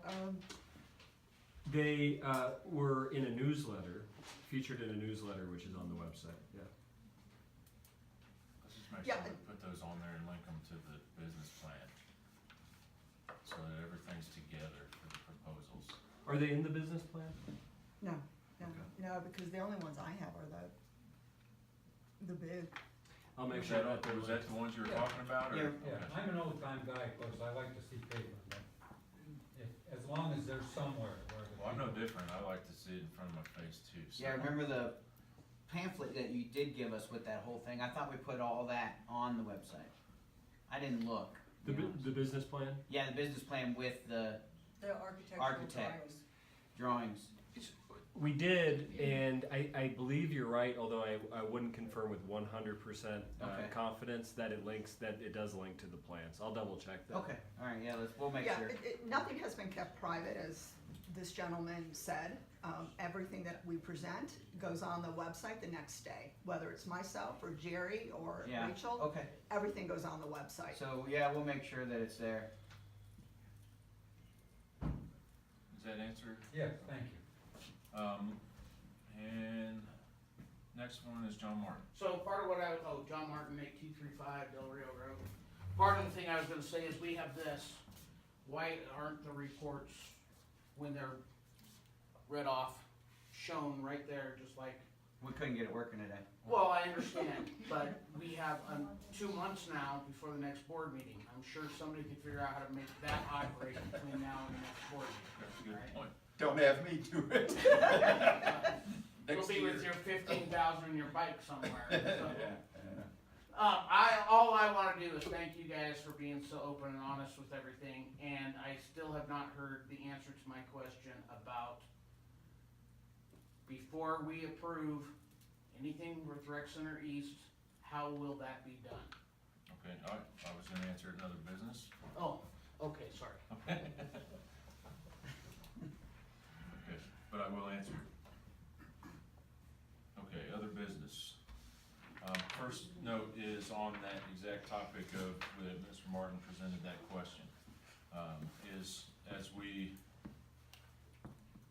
try to work through some kind of resolution on Parks and Rec and amenities versus non-amenities for the community, it's very important that that process be accompanied with the community's input. We do have this survey, but as we change things and change approaches and change directions on things like that, I want to make sure that we are, if we're presenting it at the meeting, if we're contacting Armstrong Steel, if we're, or what's it, Armstrong Steel Buildings, or whatever steel building Armstrong company, or any other options, that, you know, when we do get responses and approximate cost values and things like that, that we're presenting that, so that the community's involved with that.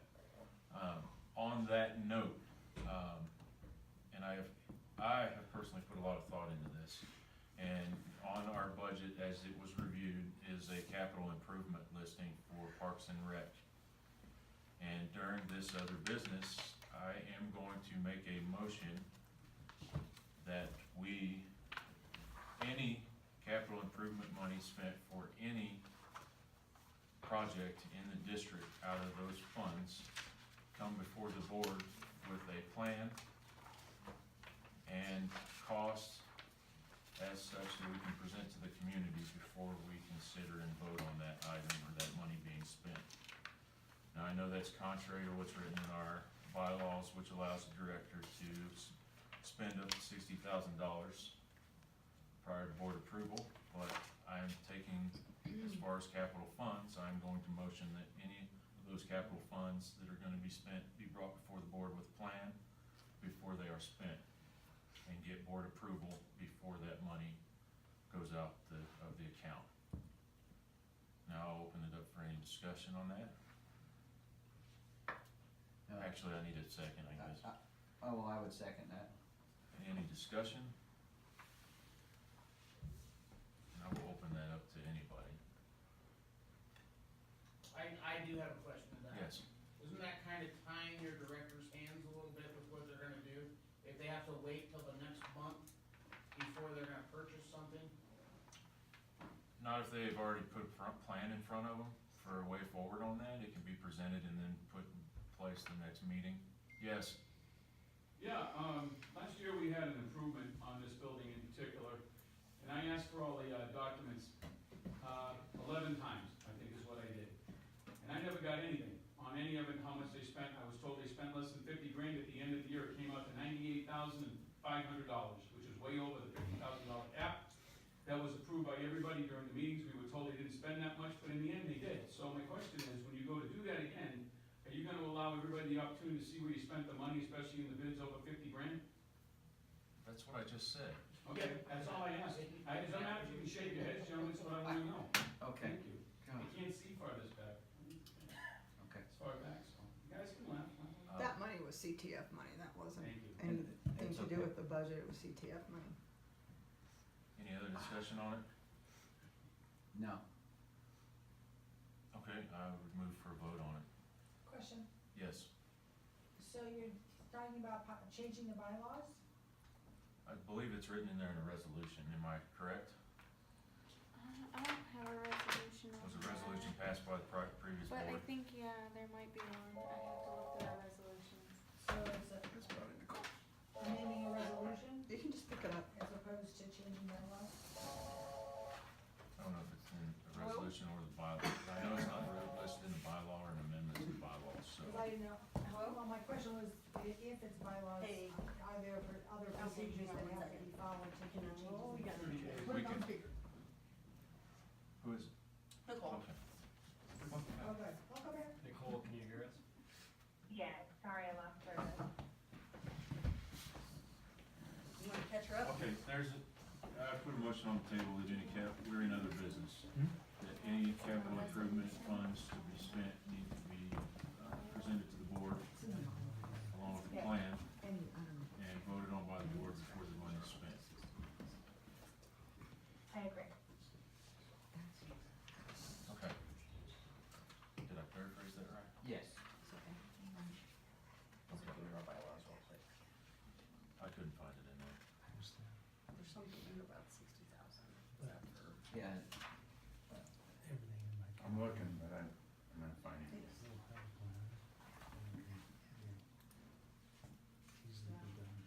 Worst comes He's to gonna do worst. it. I'm just gonna Yeah, You wanna do that? No, cause we don't have a meeting till the new year. Is there money that's probably gonna be spent in the next 2 months? no, not No, necessarily. No, cause it's out for 2019, so it can't be spent in the next few months. For 2019. We can verify is all I and then just table that until we get a plan in place. For the next meeting, and then we can figure that out at the next meeting for sure. So how do you guys wanna do this? Because some of mine in capital, it's literally, we have Band-Aided it together until this budget was approved. So, particularly the indoor pool upgrades. So, January, I'll come with a plan on exactly why we need the chemical box, the water level. I make this motion as this point, okay? We've reviewed the budget. Yes, we know there are concerns there with the decking of the pool, the windows, the ventilation in there and things. my concern is that you have not brought forward any plan to this point of what the costs are gonna be, what the plan is, what kind of materials, so we're getting any warranties on them, what's going on? Okay. I get it, you won't have improvements that we need to make, but we have yet seen a plan that addresses those going forward. With that being said, that's why I make the motion, that we wait until we have a plan in front of us before, but I understand that, and I couldn't find it in the bylaws, and that's what Mr. Venlo is looking for now. And I couldn't find it in my resolution packet. So I'm at a disadvantage, and I'm pretty sure that the rest of the board members, I don't know if any of them have found it, are at a disadvantage in that instance as to when and how that $60,000 cap was put on the directors. It's in the bylaw. So we have the plans for all of this, so we can bring forth for every single one of these in January? Yes. It was done in 2013, or 12 and 13. As a bylaw? It was about, yes, sir. It was added to the original was 2012, and the second one was, the amended one was done in 2013, and it's posted on my website. The second one's posted on my website.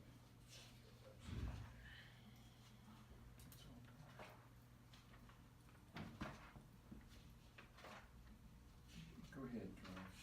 This could be a while. Okay. Okay. So, Give me just a second, so I don't speak out of place.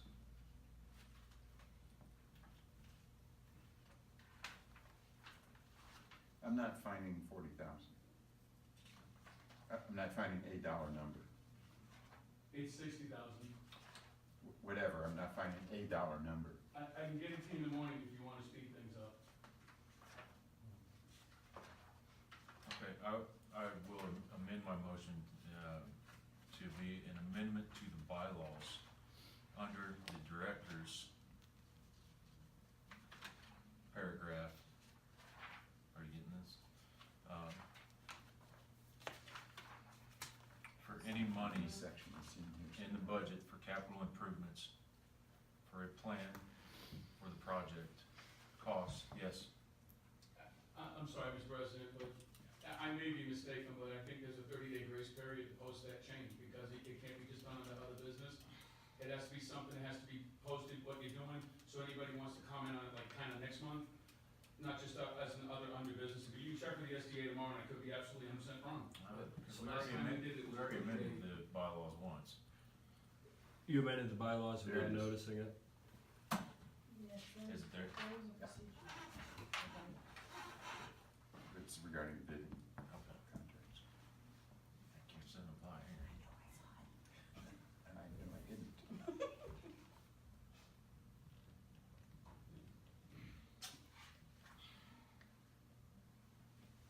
go ahead. Mr. Ryder, the reason for the 30 days is to give other people time to come in and comment if they care to, or, send it to the board and say, whatever, have a say in it. Right now, it's under other business, it was only something you introduced, correct me if I'm wrong, was it introduced tonight? Yes. Yeah. Okay, well, and I could be wrong, but I'm sure that when I speak to the lady at the SDA tomorrow, it's gonna be 30 days just as a rule, just so when they do it, you give the people 30 days. Or you can check with Mr. Gomes, he's sitting right here. Section 3.15 of the bylaws, amendment of bylaws. These bylaws may be amended at any time by motion approved by a majority of the board, and these bylaws shall be duly revised to so reflect any such amendment. There's no 30-day comment. There's none. So, there's your answer. And I haven't read the 60,000. Okay, so I stand by my original motion. Can I see it? Give it back. Section 3, okay. Do you know the original motion? Can a directive simply be given by the board to its directors, for an interim period of time? In the meantime, or? Yes, but, we can also do the amendment as well, so which way do you wanna go, Troy? That applies to, bidding and contracts. Mhm. Oh, the 60,000, it applies to bidding and contracts. You guys are just talking about a business process, a business management process. okay. Doesn't require- Standard operating procedure. Yes. Yeah, it doesn't require a change in the bylaws to Right. do that, it's just ordinary management of the entity. so, then we don't need to do the amendment at all. You don't need to amend the bylaws. It's just no. a directive. So, It's yeah, just a directive. It's just within the discretion of directors of how you choose to manage the Okay. entity. So do we want to make it just a directive motion? that yeah, director let's be just, given? we can just let her know. So you've got those Well, I have the plan. changes, so just get us a plan that's very detailed as to what needs to be done and costs associated and come to us with that plan. Right. And that's a normal directive that a board would give the staff. You don't need anything. Yeah. It's within your authority Okay. to direct the staff to do Then whatever I'll you want withdraw them the to do. motion, and let's move forward. Okay, yeah, let's do that. But you're getting to the same place. Yes. Yeah.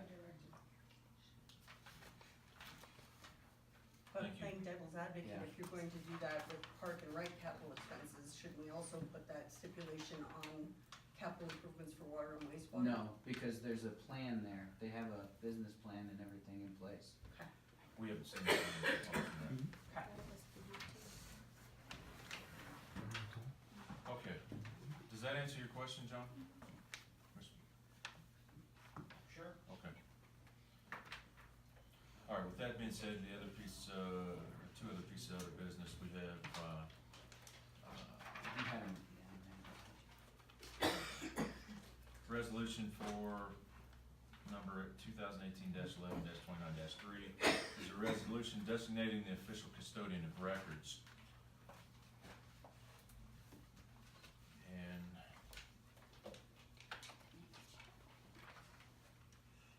There's a blank spot. Want some water? I got some, thank you.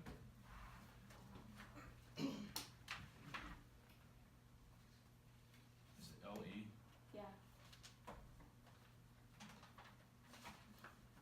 Okay, and that resolution designates by the board, Ms. Christina LePage as the official custodian for maintenance, care, and keeping of all public records of the Woodmen Hills Metropolitan District.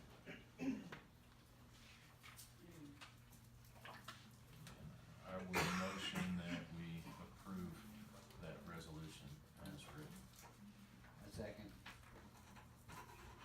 Any discussion? Okay, all in favor? Aye. Aye. Aye. Resolution passes, motion carries.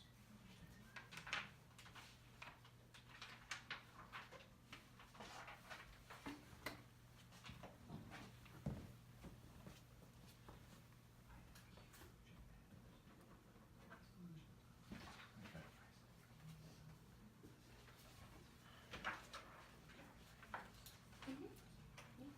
Okay, the last item, business and other business will be the, we have been presented the final draft of the intergovernmental agreement for emergency water interconnection system with Falcon Highlands.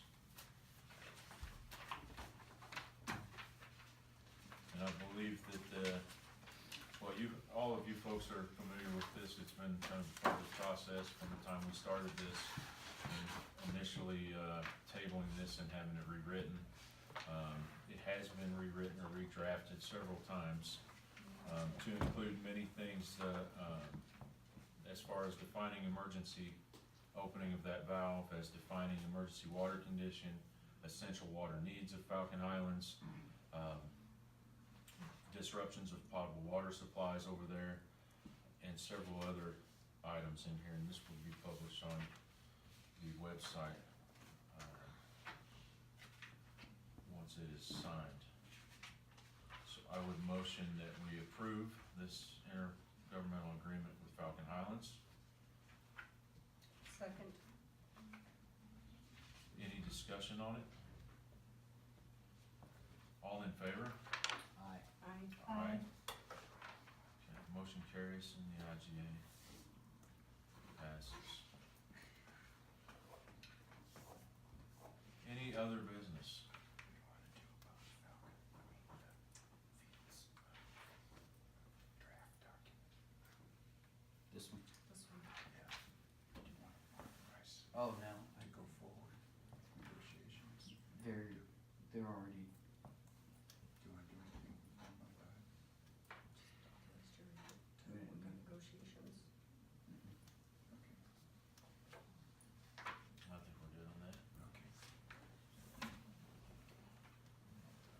with no other business, I would motion that we adjourn the meeting. Hit that gavel. I second. All in favor? Aye. Aye. Gavel.